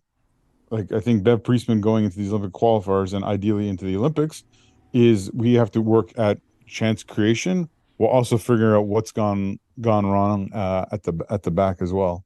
Yeah, because that's where they've been so solid for years, and they were getting those wins at the Olympics with like 1-0 wins, penalties, and they were keeping clean sheets, and they kept one this tournament, and yeah, you gave a goal up to an Olympico, which the keeper should have done better with, but it's still they weren't bad games defensively, but then this one most certainly were, and it was an Australian side that were ramping because they knew what was on the line.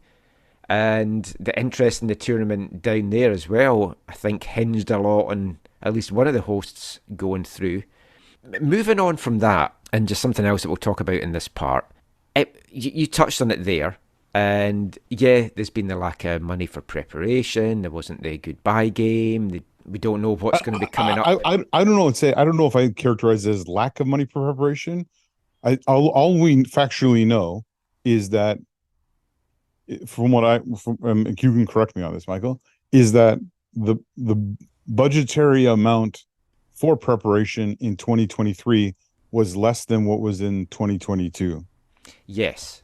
So I mean, but they did have they had time in Australia. They were there before the tournament. They've eaten well at the tournament. Yes. They've had their private chef. was that Har's article you sent me? Yeah. Yeah. Okay. Yeah. So So it's the same chef that the men had. So it's like the nutrition side of it and everything's been there. They were in Australia to acclimatise, although they didn't really need to because it's freezing, as Har told us down there. yeah. So you've got all those things. So that was all in place. What I was going to get to, though, is some folk will obviously say, oh, they've been battling with the CSA and that's what's behind it. Well, Har asked Christine Sinclair after the game tonight, and Christine's answer is, look, we've been battling our federation for support, but I can't put this on the CSA.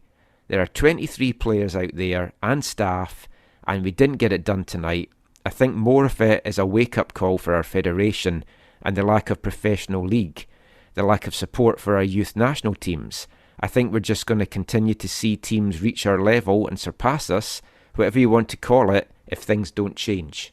And that's going back to how the other countries have caught up with Canada, because they are investing in their programs, and Canada hasn't. We touched on it last week. Ourselves and Haiti, the only two countries in this World Cup that don't have a professional league. And yes, there's one coming in 2025. How financially viable that will be and how top level that will be is what obviously remains to be seen. there's been stuff come out this week from both the men and the women's national team players. Mhm. On the men's side, they issued a statement, which it was agreed with the women to issue it when they did. I don't think they should have issued it during the Women's World Cup, to be totally honest. I don't think the timing of that was great. Saying it was a cease and desist, which apparently had been issued 8 weeks previously. I read another article. So why it then suddenly came out now, I don't know. But cease and desist for sponsors to be using their images and likenesses in their advertising. So this isn't things like Fonzie with BMO. That's a separate thing. He's signed a deal with BMO. He's appearing. Like Julia Grosso is doing the ads this time around. Ashley Lawrence with Adidas. So like all those things are different things that the players have signed. This is other sponsors that might use clips from the World Cup or images of the players. The national team have said we don't want that used because we haven't got the monetary compensation. So that was one of the two things that came out this week. Doesn't FIFA own the clips from the World Cup though? I would think they would, yeah. I don't know if it's a legal grey area or what, or maybe it was not clips from World Cup, but maybe qualifiers or just the players in general or whatever. So, I mean, that was one of the two statements that came out. And then on July 28th, the Canadian women's national team issued a statement that said, on July 24th, we reached an interim agreement with Canada Soccer to provide compensation for our team for 2023, including prize money allocation from the FIFA Women's World Cup. As the extent of Canada Soccer's financial constraints have been revealed, we have been forced to choose between compensation and the funding required to hold necessary training camps. We've been forced to choose between receiving a fair share of the rewards from our team's success at the World Cups and our commitment to equal pay and equal treatment with our men's national team. These are choices we should not have to make. And I won't read the rest of the statement. That's the key thing. Basically, they're saying it's not over. So, I mean, they have been fighting to be treated the same way as the men. And aptly, both teams now have gone out of the World Cup at a group stage. So they've got the equality on that part of it. Yeah, the wording of success at the World Cups is kind of awkward. Yeah, because both teams didn't really have success at the World Cup, and at least they got there. But that's me being flippant, obviously. But it's also a fact. It's like they have gone out at the group stage, both the teams. Now, we won't go too much into this because we've talked a lot about this. Now, they say it's not over, and it's not. There is going to be more battles ahead. I do feel that these statements, both the men's and the women's, it's lost some support from some fans along the way. Some are adamantly, obviously, backing the players. And I think you have to look at it in two different ways. There's the whole CSB deal again, which is still hanging over everything. And as we've said on the show, I feel it's a terrible deal when you look at it now for Canada Soccer. At the time, it wasn't.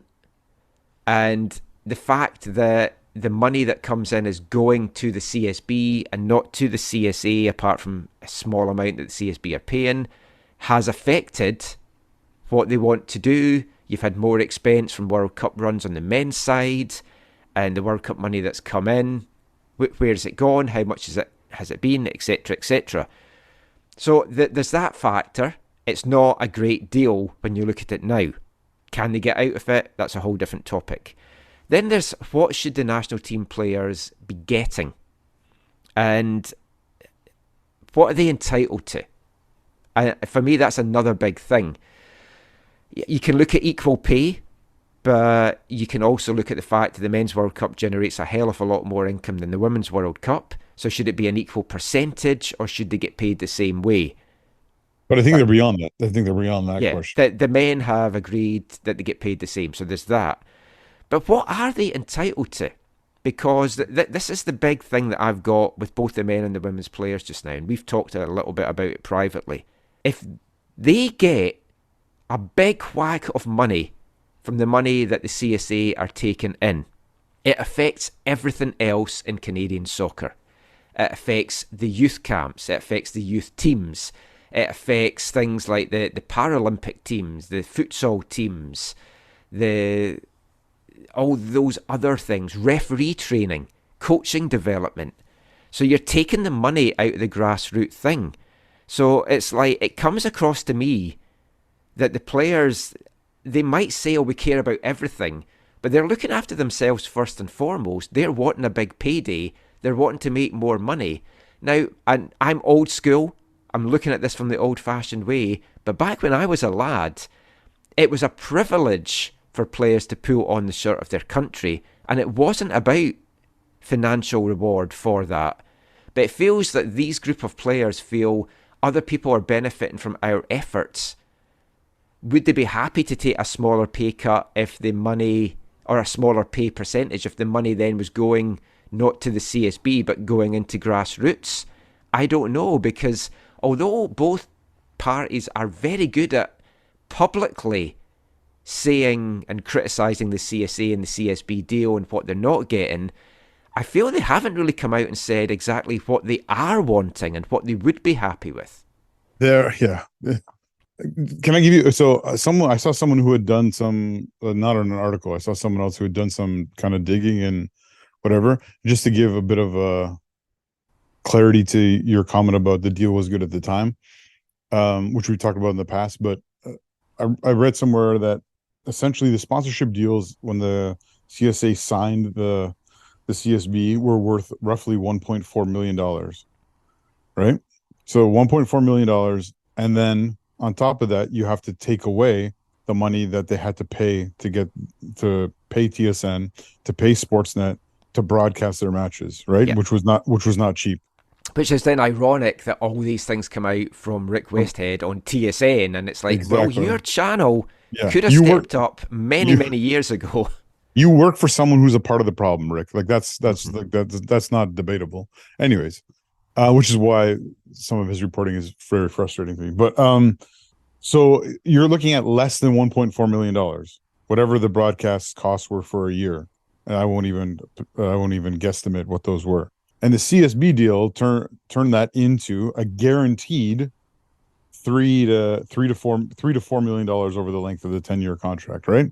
So again, essentially they doubled their revenue, right? They more than doubled their revenue, right? So like you can say that you can say that, yes, in hindsight, now it's not good, particularly because the men qualified for the 2022 World Cup, and it was double jeopardy for the CSA because not only did they look like they would not be able to capitalize on the men qualifying in terms of different revenue generation, but also the way in which that qualifying took place was larger and more expensive than any qualifying had been in the past, due to the number of games.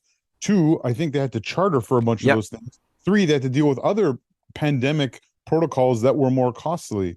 So it was like a perfect storm of awfulness for the CSA. I appreciate, and I'm hopeful that the owners in the CPL will be able to work with the CSA to augment and make that amount larger than it is in the current contract, and can work together for the better of Canadian football as a whole, because that's what that deal was about. Like that was a deal to make things better for Canadian football as a whole.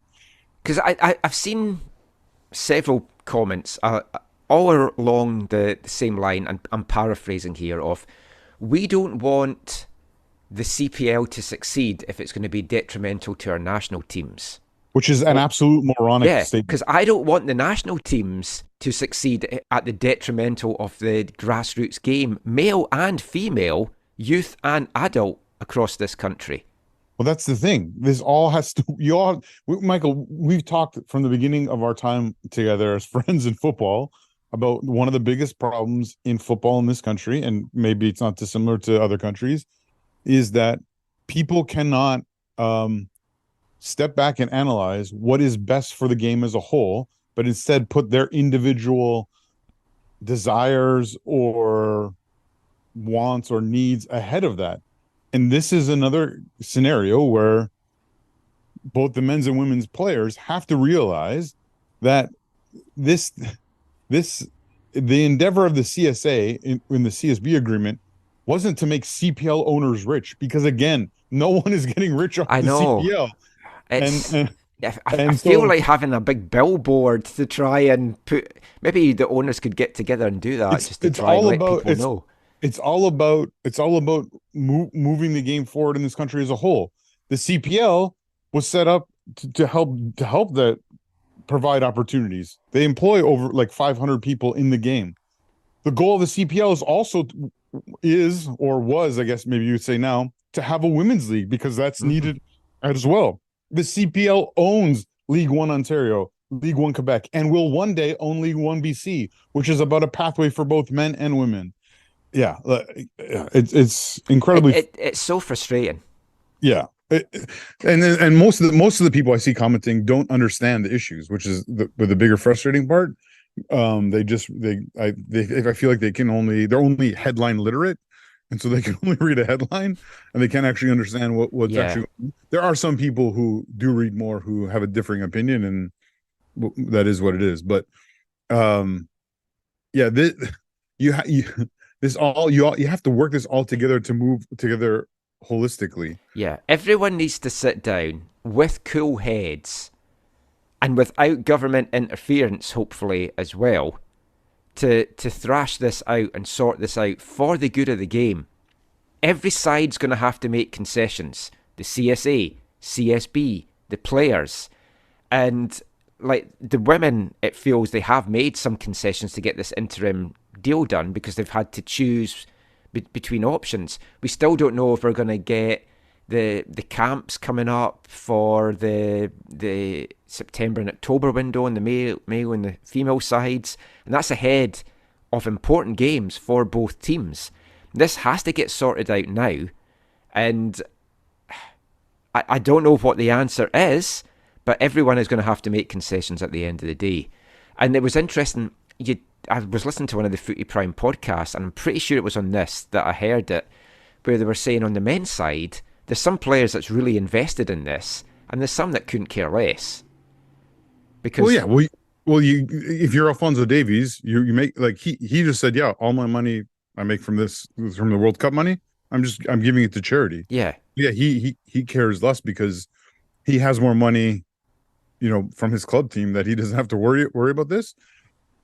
So it is a little bit of, for some people, it is more about their livelihood, right? Yeah, but that goes back to then what I was also saying before, which was, like, in the past, players played for the privilege of playing for the country. The money that they got was a small drop in the ocean. And I know the game's changed drastically and money's out of control. And you've got all these players going to Saudi and making obscene amounts of money per minute for the time that they're there.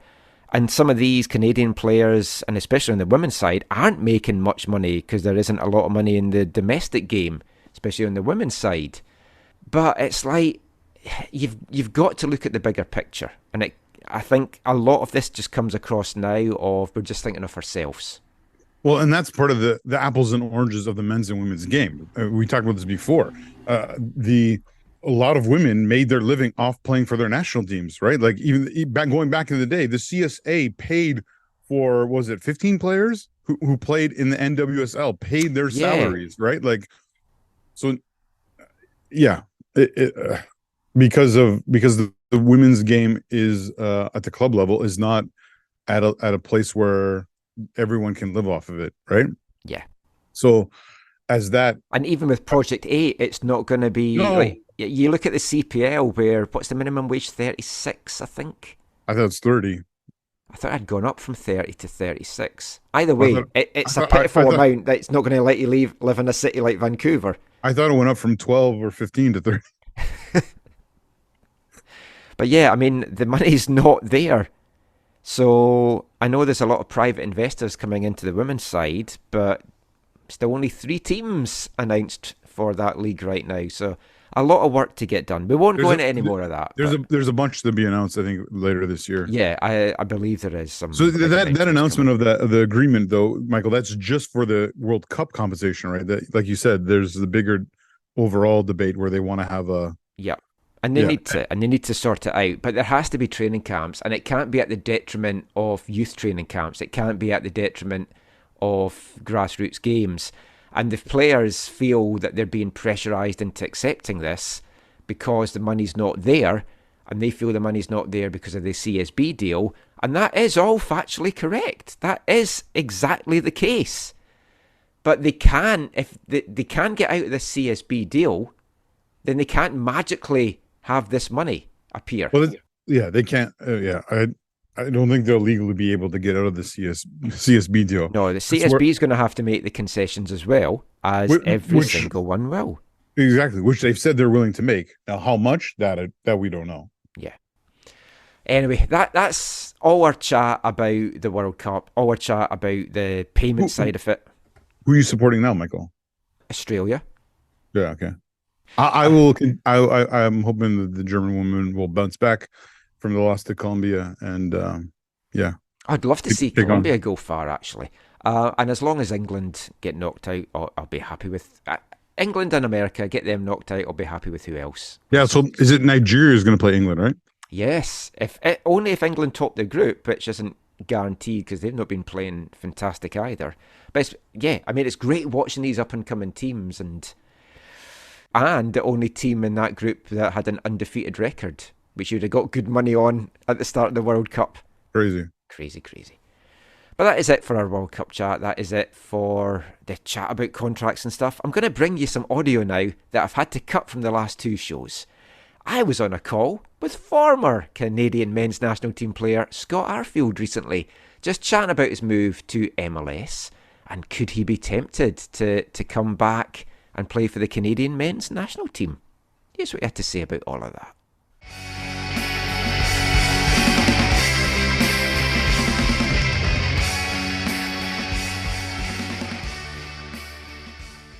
How do you feel like your transition to American soccer has been over the course of your first couple of weeks of not only training, but your first couple of games as well? Yeah, I've really enjoyed it. The first couple of weeks was obviously just training prior to the game until I got the visa sorted and was capable of playing. And I think, going forward, that's going to help me a lot. In the 2 or 3 weeks behind the scenes, I really got to know my teammates, really got to know them on and off the pitch. So hopefully going forward now, we can go full steam ahead and hopefully get the results that we all want. How big of an influence was your former teammate from Burnley, Ashley Westwood, in not only having you come here, but he mentioned in his own recruitment that he really wanted to come to America. How much of that was also maybe a desire of yours in order to try and make America a part of your career? Yeah, it was huge. I've said before that when I started representing Canada at 24 years of age, 25, predominantly at that time, all the players were mostly MLS based. So I really got to know about, the league and the travelling and everything that comes around with it. So it's one thing that's never, I've not took for granted. I know how difficult it is, but obviously I know everything about it. So it was always a desire. I was close on a couple of occasions to come before in my career. And now I'm so happy that I've done it. In terms of Ashley, it was very pivotal on this transition for me on and off the pitch. Even before I came here, I think the GM and the manager sort of leaned on him, to talk about me as a player and a person. So obviously me sat at this seat, he's done okay for me because he's obviously said the right things, and hopefully I can back it up and on and off the pitch. I'm here to represent this football club, and I feel as if I can do it in a good way. I know it's a small sample size, but what have you noticed is similar to leagues you've played in MLS, and what do you feel like is different about this league than others you've played in, whether it's Championship, Premier League, etc.? Yeah, I think as you go, and the Premier League in particular is so technical. You could think that you're so comfortable in games and very very clear and methodical, and then the caliber of the players, as soon as they turn it on and the sense of moment, then it just goes like that, and before you know it, you can lose a game 2 or 3-0. So, and the EPL obviously stands out because the best players play there. In terms of Scotland, it was physical as well. we were used to at Rangers to have 80% of the ball and try and break teams down on a weekly basis in the SPL. It was a bit different, obviously, going to Europe and playing against Celtic, where you need to share the ball and really look after the opposition in terms like that. The first 2 games that I've represented here, I've really enjoyed it. Very, very physical, very, very athletic. And as I think is the more fitter that I get, I'll be more accustomed, and that transition will come more natural for me to get up and hopefully do the things that I do well. I wanted to touch on what attributes of yourself as a player you feel make yourself so useful in a league like MLS. Well, I think in the first 2 or 3 games which I've been seeing, I think we just need to score goals at certain times. I think we've been in every game that we've played. You know, we've drawn a lot of games within the last 4 to 6 weeks, and I think that you need to score at the right time to win these games, because the transitions, you know, you're always going to get the transitions, but it's about picking your moments. And that's also what I think is the best attribute that I've got, arriving in the box late and really taking the moments when it comes, and hopefully I can continue to do so. Obviously, MLS is going to be very different culturally on the pitch from stuff that you've had before. How have you found transitioning into Charlotte? Obviously, a very different city from Glasgow, but has there been any kind of culture shocks for you off the pitch? Well, I've not needed to wear a hat. For once in Glasgow, I'll be wearing a hat every time to try and go under the radar. So I've not had to do that yet. No, listen, in the Gold Cup in particular, when we sort of went around the States, I absolutely loved it, because you were seeing different things and different cultures within America. So I absolutely loved that. And this city is taken me by surprise to, you know, I've seen the full extent of it now. I played here against Cuba. 2019 Gold Cup, I think. So I knew the city. I had to get out a couple of days, but spending 3 or 4 weeks here, I've really enjoyed it. I've now got a house. We're settled in a house. My family's over here, so hopefully we can really enjoy it together. And you know, you enjoy it by winning games of football. So hopefully we can do that. I was going to ask you about the anonymity factor as well. I mean, Charlotte's got a big fan base. You're not going to stay anonymous for too long in the city, but did that factor into it, like having been in the microscope with the old firm and everything the last couple of years? Even if you'd come to a Canadian club, you'd have been under the microscope here. Did that side of it appeal to you a little bit? Well, it kind of does in the back end there. You know, when you're here, but it wasn't a factor making a decision. The decision was to try and extend my career at a fantastic football club and different cultures to bring my kids into. That was the thing that I wanted. You know, I wanted to stay at Rangers. That's what, you know, we had an amazing 5 years, but all good things come to an end. And, you know, I've really landed on my feet here in terms of this city and the fan base, the stadium, what we play at, the training facility that we've now got here is as good as anybody. So, you know, I'm absolutely ecstatic that I'm here. And as I say, I really just want to get going now and try and make this fan base happy. Although I'm Scottish, I'm here in Vancouver in Canada. The national team stint that you had when you retired from international football, you said it was because you wanted to concentrate on playing domestically with Rangers. Now that you're over in North America, would you be open again to Canadian national team call-ups, or has that ship very much sailed for you? No, I've always said, you know, at that time it was such a difficult decision for me because, you know, I was captain at that team at that time. You know, the players that then went to the World Cup was just starting to come through into fruition. The sort of the standards and the team ethic that we had back then was what you've seen at the World Cup this year. So, you know, it was a difficult decision, but as I said, I was desperate. I was desperate to win the league for Rangers, and the travelling did take its toll at that time. There's no doubt about it. Coming back on Thursday nights and having to play 12:30 and sometimes in AstroTurf, sometimes in Old Firm games, and you know they're difficult to play. Everybody thinks it's easy to play at Rangers and Celtic. It's no. It's definitely no. You need to be a certain player and a certain calibre of person to really get going. So it was a bit of adjustment, but now I'm here. I'm always open. You know, I've still got an amazing friendship with most of the players there, and the manager. I've got full respect, and we've got a fantastic relationship. So you never say never in life, and if it happens, it happens. If it doesn't, then I'm extremely lucky to do so anyway. Cheers, Scott. All the very best in Charlotte and MLS. You too. And I wear it for my lady, the Canadian flag, baby.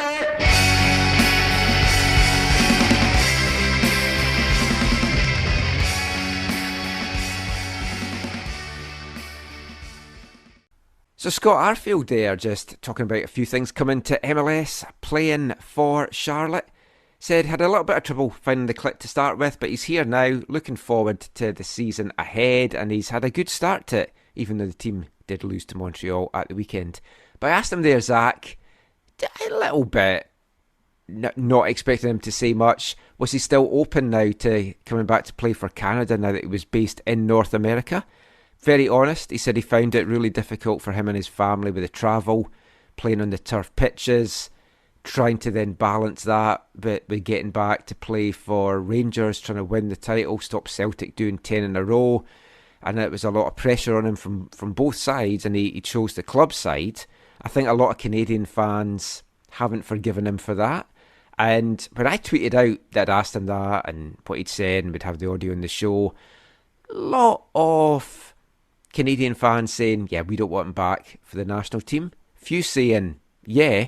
What I would say is, I'm not saying bring him in as a starter, but he has got a quality in the midfield that we are a little bit lacking. And I'm not saying, oh, let's have him back as a starter for 2026. I just feel it's an experienced hand, an experienced head in the squad, Zach, to kind of help bring some of the younger guys on, maybe be an option off the bench. There's a lot of words that players can use that maybe make things okay, like not coming to play for your country, like, hey, it was not great for my family, or the travel was difficult, or the service was difficult. But for me, like, I don't know. I think that he opted out, and I don't see him coming back in. Like, I don't think he will.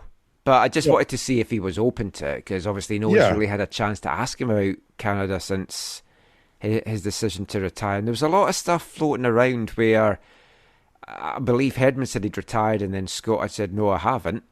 And then Scott said, no, well, I have now. And so there's a bit of confusion at the time. I mean, hopefully once he's kind of got his feet under the table in Charlotte, we'll sit down with him and just have a chat about it. I still find it weird that a guy that did switch allegiances then decides to do that when it's the best Canada team in a generation. Yeah. And you've got a chance to go to a World Cup. Your one and only chance to play at a World Cup. Yeah. It seemed, for me, it seemed foolish in one sense. Yeah. I guess in another sense, for his career, it prolonged him or got him more years. Well, yeah, and better rate, it's like that's why he's come over here. He feels it's going to prolong his career playing with Charlotte at a top level club, and I wish him all the best. Even though he played for Rangers, I'm a big fan of Scott Arfield. I think he's a very good player, and he needed to move out of there because he wasn't going to be getting the playing time, and he seems to be enjoying it over in MLS so far. But we wish Scott all the very best in Charlotte and in Major League Soccer. Already has his first goal for Charlotte, scoring in their League's Cup game at the weekend. So we'll see how he does in the league, and maybe we'll see him in the pitch in Vancouver again one day. Maybe or maybe not, we'll see him in Canadian colours. But that is it for our international chat for this episode. We're going to be turning our attention back to the domestic game for the final part and to League1 BC. It was a great weekend for the Whitecaps, a bad one for TSS Rovers, and Unity and the Highlanders had a pretty good weekend as well. We'll be back chatting all of that after this. Hi, my name is Karifayao from the Vancouver Whitecaps, and you're listening AFTN.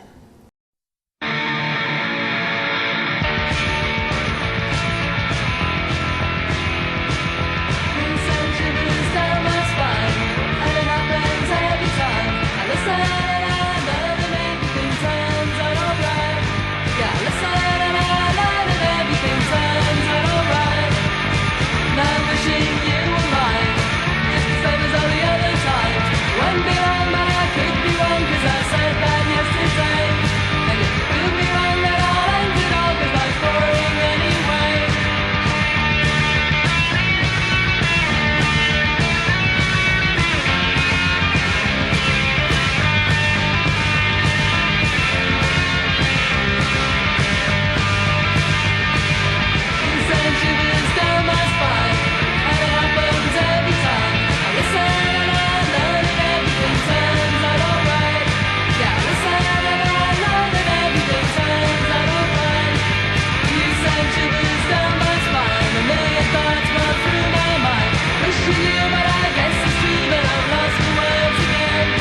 'cause the words are going from A to B. Get lost and see again. Welcome back to the AFTN Soccer Show on CITR Radio 101.9 FM. And kicking off this part, it's the final song from our Artist of the Month here at AFTN for the month of July from Edinburgh, Scotland. Shop Assistants. And that was a song called Fixed Grin, taken from their one and only album released in 1986. And there's a line in that song: I listen and I learn and everything turns out all right. A good message for life, a good message for football as well. And do you know who had very fixed grins on their face on Saturday afternoon? It was the head coaches of the Whitecaps League 1 BC teams, Katie Collar and Rich Fagan, after both of their sides reached this Saturday's championship game at BC Place. And it was two fantastic performances as well by both teams to dispatch TSS Rovers, break the Pirates' hearts and end their season in the process. First up at Kenwood's Field on Saturday, it was the Whitecaps girls Rex Elite, the defending champions in League 1 BC, and they came away with a big 5-2 victory over the Rovers. What time was it at UBC? It was 5 past TSS, as the Whitecaps booked their place in Saturday's championship game. It all started so well for TSS. Delana Friesen fired them ahead just 2 minutes in, but then the Whitecaps girls took over. Joy Kimwemwe tied it up in the 16th minute. Emma Yee, who was fantastic in that first half for the Whitecaps, made it 2-1 in the 21st. And they were dominant after that, and they easily could have had a few more goals. They had to wait till the 73rd minute, though, before they got the killer third. It's been given as a goal for Jamie Perreault, but for me it was an own goal by Rovers keeper May Hobenshield, as Perreault's shot crashed off the bar and then hit off Hobenshield and into the back of the net. 4 minutes later, though, Perreault did get her goal in the 77th minute to make it 4-1. Then Kaylee Hunter from the penalty spot saw the Whitecaps go nap in the 81st. TSS didn't give up, though, pulled one back in the 86th minute through Nikki Virk. It's been a great season for Chelsea Hannison's side. The highs from last week and getting in to the semi-finals and the playoffs just weren't a match on the afternoon for the Whitecaps girls. Both teams were heavily depleted. The Whitecaps had lost a lot of their senior players at the end of June, and a lot of the young guns, 15 and 16-year-olds, had stepped up to the plate, one of them being Kaylee Hunter, who now has 6 goals in her last 5 matches for the Whitecaps. They also have the joint Golden Boot winner on the women's side, Kiera Blundell, has 10 goals, tied with Kat Toney from Notsamot. Caught up with Whitecaps head coach Katie Collar after the game, jubilant as you can imagine, just chatting about her side, getting back and a chance to defend their crown at BC Place on Saturday.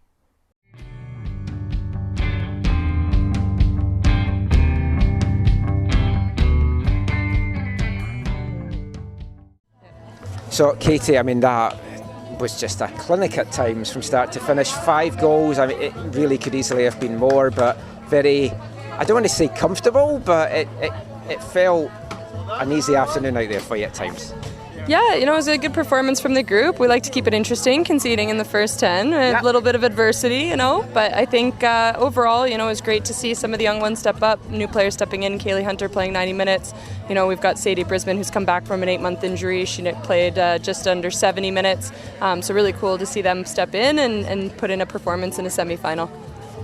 We spoke about this last year, we spoke about this a few weeks ago. It's like when the seniors move on, it's the next lot up. And there's been some amazing 15-year-olds that seems to have come through, like Kaylee Hunter and the Stewart sisters. And talk about the depth that this squad has.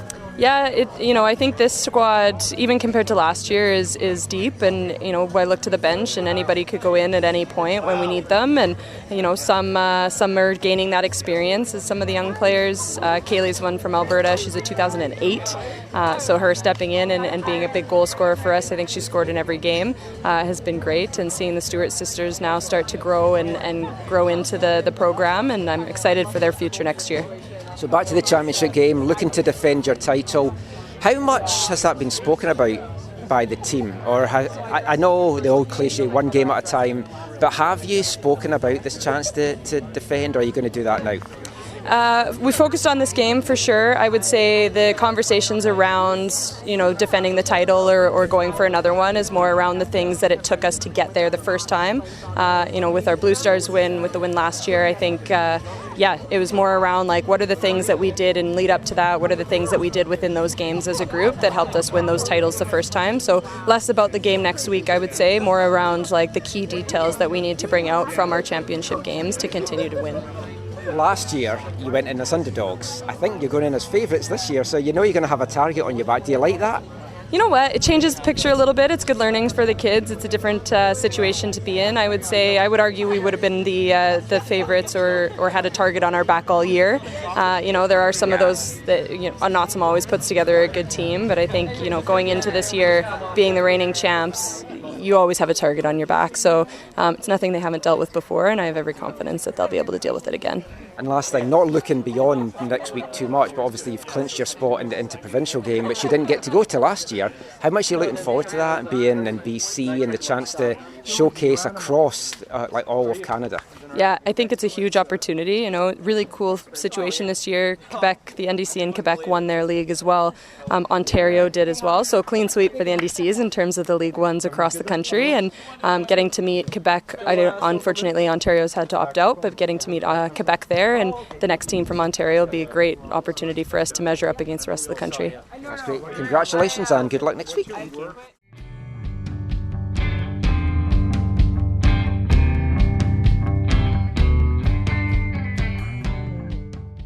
So Katie Collar there, and she's not going to be the only Whitecaps coach leading her team out for the championship game on Saturday, because Rich Fagan will be doing so on the men's side, and there's going to be a new name on the championship trophy this year on the men's side, as the Whitecaps will be taking on the Highlanders in Saturday's final after dispatching of TSS Rovers 4-0 in their semi-final at Kenwood's Field on Saturday afternoon. And it was a dominant performance from the Whitecaps lads. Luke Norman opened the score in the 6th minute, then second half goals from Amir Gassemi, Jovan Mann and Sydney Wathuta did the damage. TSS just not able to pick themselves up after last weekend's heartbreaking loss in stoppage time to the Highlanders that saw them lose their berth in the Canadian Championship. It had been a tough week of training. They were down a lot of players. They didn't have all their SFU guys, and it was just not the TSS side that's given us so many highs over the year. The season started very much on a high. It ended though on a low as TSS crash out, but well done to Rich Fagan's side. That 4-0 victory books their berth in Saturday's championship game. Let's hear what head coach Rich Fagan had to say after the match.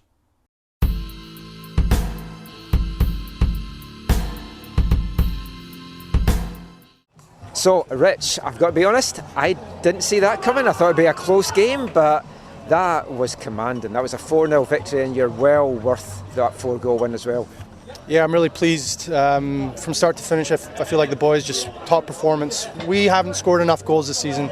We feel like we've been a bit snake-bitten in front of goal, and we've worked so hard at it. So for them to score the goals and the type of goals that they scored today, I'm so pleased and proud for them.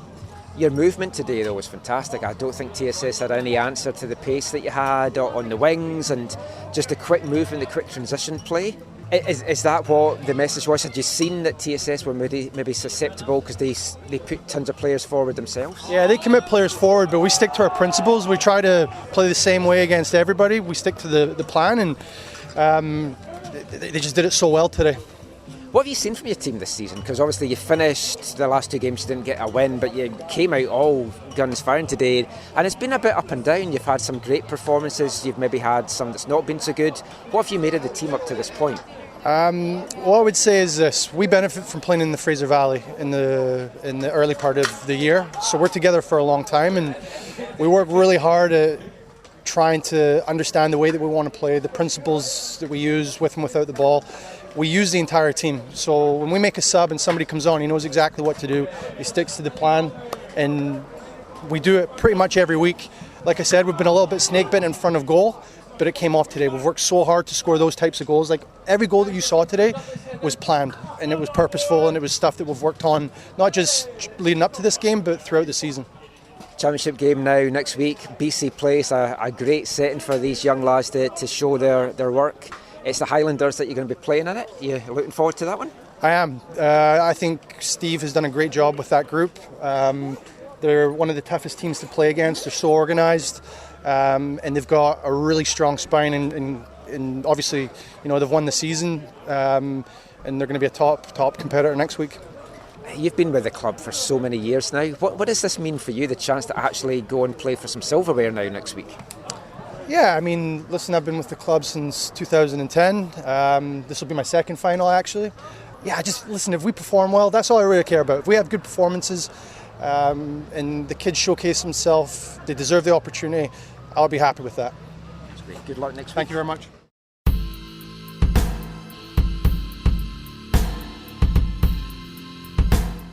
So Whitecaps head coach Rich Fagan just chatting about getting into the championship game. Should be a cracking match against Highlanders, the regular season champions. 4 o'clock, that one goes on Saturday afternoon at BC Place.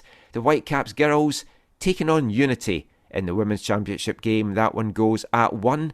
Tickets available now. Try and get down for that. It should be 2 fantastic performances. 2 very good Whitecaps teams.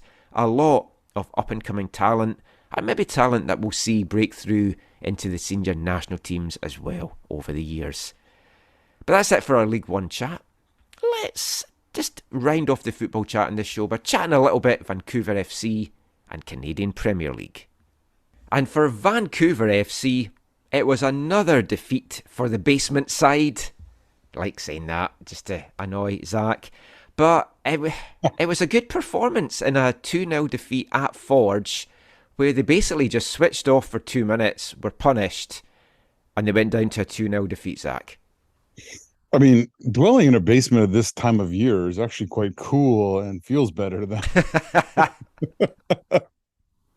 But no, yeah. It was... I mean, going into the game, it felt good to have... be undefeated against Forge and to not have conceded a goal. And so, again, the first 5 halves of football we played against Forge, did not concede a goal, felt really good.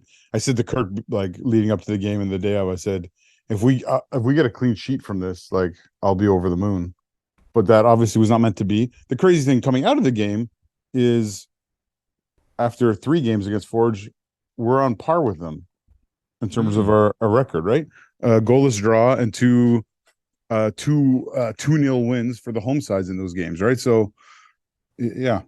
It was a strange game. I mean, it didn't really feel that Vancouver were going to come away with a win at any point. I thought maybe if they can come away with a 0-0 draw, it's like a clean sheet at a good team like Forge, but... I don't know. We did create some chances, more than maybe I thought we would.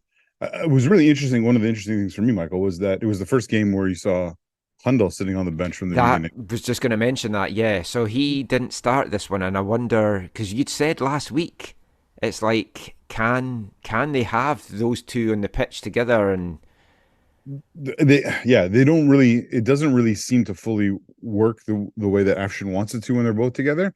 But so he started on the bench, but to his credit, when he came on, he created stuff and. You might even say maybe should have scored. Yeah, I mean that's good. He needs to show that because he needs to then show to Afshin, look, you've just dropped your top scorer. I mean, it could just have been for rest, obviously, but it's like you need me in the team because this is what I can do. You have to find a way that you can play me and Diaz in this team together.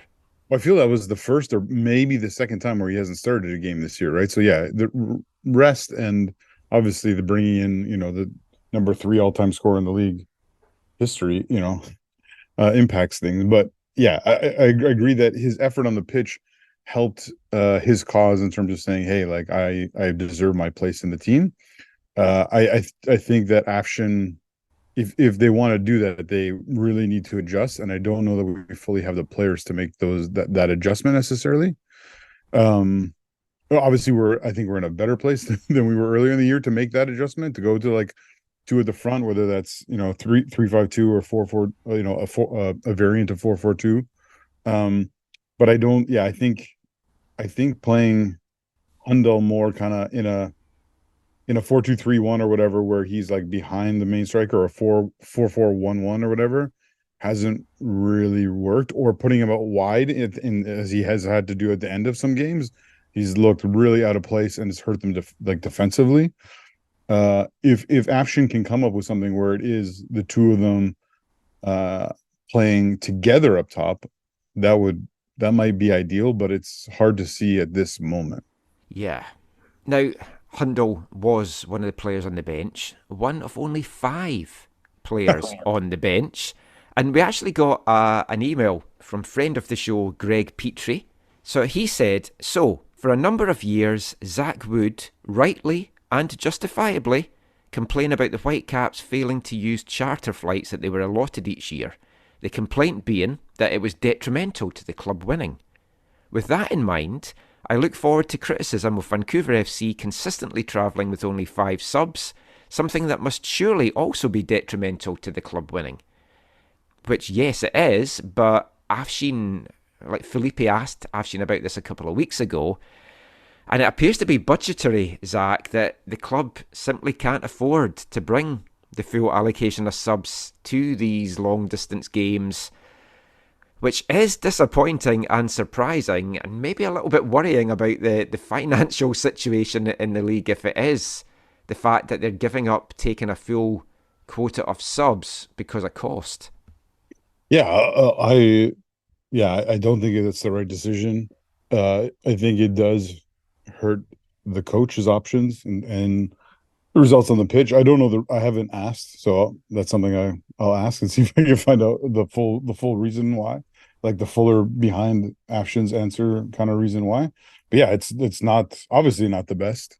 Because one of those 5, of course, is the backup goalkeeper. So then you're limited to your 4 outfield options. Which is that's the way it used to be back in the day. Yeah, I mean it's the old. Maybe it's just old school. No, I don't think Afshin is making the choice. Obviously, no. Yeah, I mean, if that's if that's like the biggest issue with how the club is run, I can live with that. Yes, and there's a lot of other issues, I'm sure, at the end of the season we can delve into, and we'll speak to Rob. And it's maybe not been the season he hoped for. It might have been the one he was kind of expecting, but publicly he did say we're going to be a playoff team, we're going to push for the playoffs from the get-go, and it hasn't quite been that. Well, yeah. Well, there's some comments about that. Maybe we'll save for you and I. Yeah. You and I had them, but maybe we'll talk about that. Well, yeah. Also, just pre-game, Afshin had said with 12 games to go, he feels 7 wins and they can get in the playoffs. It's now 7 from 11 if you're delving into it that way. Yeah, I haven't even looked at it like in that sense. For me, it's like game to game. Yeah, that's all. That's how I view it.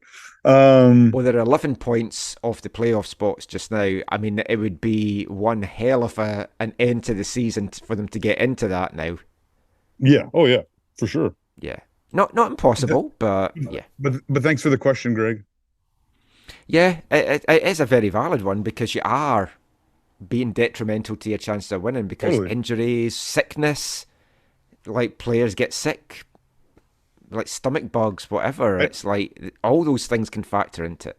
The one thing I'll say, not directly about Greg's question, but as you and I've talked about, because I know you asked me about it, it was about like, oh, TJ's not on the trip. The one conversation I have had with someone about TJ and his minutes in this 2023 season is that, yeah, essentially it's a very much like how Robbo handled a young Alphonso Davies, right? Where he is not going to be playing all the time, every minute, even though his skill and abilities would be helpful to the team. that they want to bring him along as carefully as possible. They're really happy with his development, and obviously he's made significant contributions, and they anticipate that he will continue to do that. And they already, despite overtures from some parties for him, they have a plan, and they have a pathway for him, both with the club and beyond. And so, if anyone's wondering why he wasn't included, my guess would be that that's part of like just managing how much he does and how much he plays and that kind of stuff. I mean, that does make sense, and that has been one of the high points of the season, seeing him come through in his discovery. But looking at the standings, so tight. 5 points separating first and sixth place just now. It's going to be a fantastic end of the season. If you haven't seen a lot of the CPL this year, it's been very enjoyable. Mm-hmm. Enjoying this season. We said a few weeks ago, this has been way more enjoyable for me than last season. Probably taking more interest as well with Vancouver FC now being here as well. Well, and you've been following Josh Hurd more closely too. Oh, yes. Yeah. Yes. And speaking of Josh Hurd, you see his goal? I did. Yeah. I may have shouted an expletive. Even though I was happy that they won, but I was yeah. But Pacific topped the table, 29 points from 17 games. They've played a game less than Forge, who are also on 29 points, and the same amount of games as Cavalry, who didn't get the win at the weekend and then fell to third. Those three you think are going to be battling it out, but Halifax are on a little bit of a run. Patrice Geyser, great chat with him a couple of weeks ago, really enjoyed finally catching up with him. Mm-hmm. His side's making a good push now, and they've had 3 wins out of their last 4. They seem unstoppable at home, and they got their first away win now as well and got that monkey off their back. So they're looking good for the playoffs. Atletica's moved up. York's maybe in a bit of a downward slide just now. But the next game for Vancouver FC, which I think I'm going to go to on Sunday, is Valor. The bottom 2 teams, the 2 lowest scoring teams, I've got it pegged as a 0-0 draw, but I might go 3 for 3 in my Vancouver FC wins here. Yeah, well, the last home encounter with Valor was a goalless draw where Amir missed a great chance at the end. Amir, of course, will be suspended for this match and can't make up for that. Yeah. As well, I guess Pele will still be out. And I think there was 2 players, if I remember correctly, who got accumulation bookings in this last match. I think Kwok is one. Oh, really sucks. And there was I think another player who got an accumulation suspension out of this. I can't remember who it was. They've been very. I hope it wasn't Tyler. I hope it wasn't Crawford because that would cause real problems. But yeah, no. I mean, if you're coming, Michael, then that doesn't. Guaranteed win. I want to chat with Phil DeSantis before he possibly gets his jotters at the end of the season. I said hi to him last time he was there. He gave a wave. He's had a tough run of games. It's not a bad team that he's got. It's just they're just not. I mean, they're not giving up many goals, but they're not scoring either. Going to be an interesting one. Hopefully, a good crowd gets out for that. It's a holiday weekend though, so I don't know. We'll see. Let's not. Don't make excuses. Let's just come to the game. Yeah. If you're in town. I should be there unless I'm tired from all my exertions on Friday and Saturday. It's another busy weekend of football. It's crazy stuff. But that is it for our football chat. It's not it for the show. We're going to finish with this episode's wavelength. And I'm not usually a big fan of the official songs of the World Cups that we've had. But I'm going to bring you the official song for this 2023 Women's World Cup. It's a collaborative effort between Benny from New Zealand and Mallrat from Australia. And it's actually a really good song. I like this one. It's called Do It Again. Let me know what you think of it.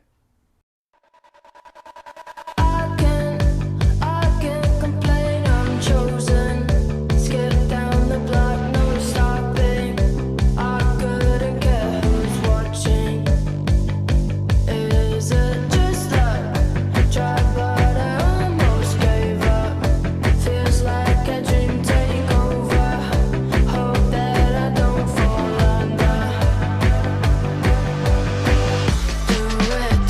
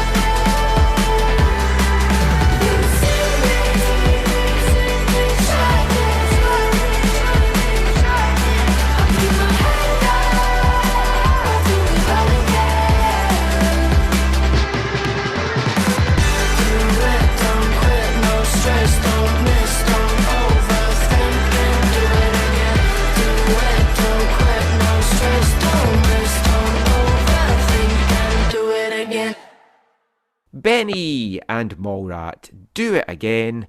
We'll do it again next week. So that is it for another jam-packed episode of the AFTN Soccer Show.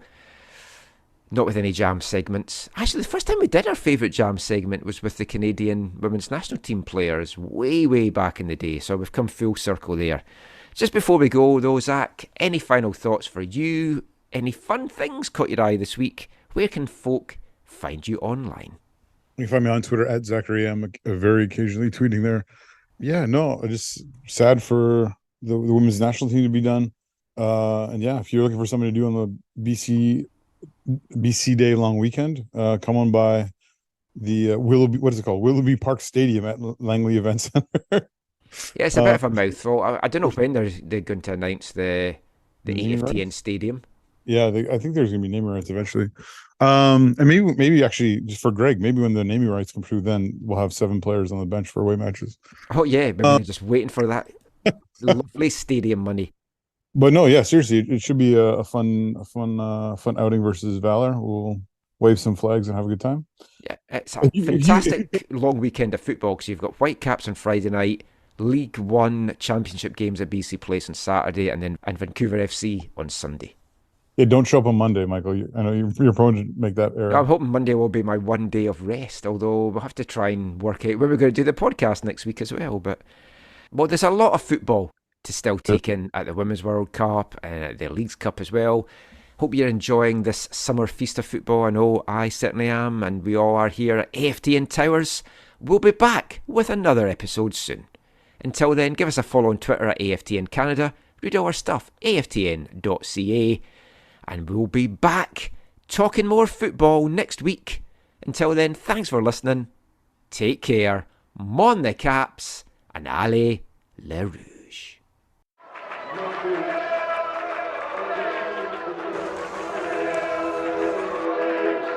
Going to your first match is an experience you never forget.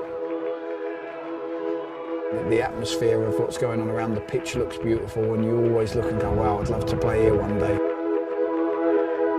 If you get the bug, it's going to stay with you for life.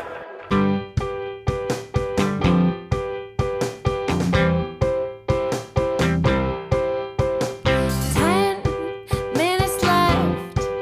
Yeah, but there's still some time. It's not the final score.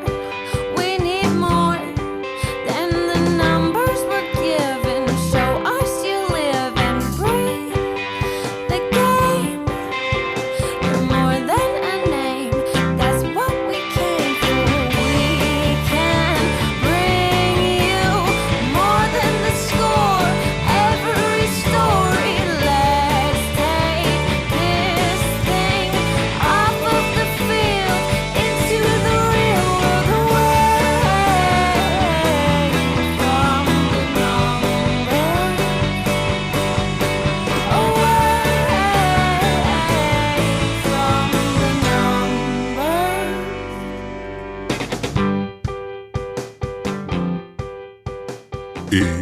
AFTN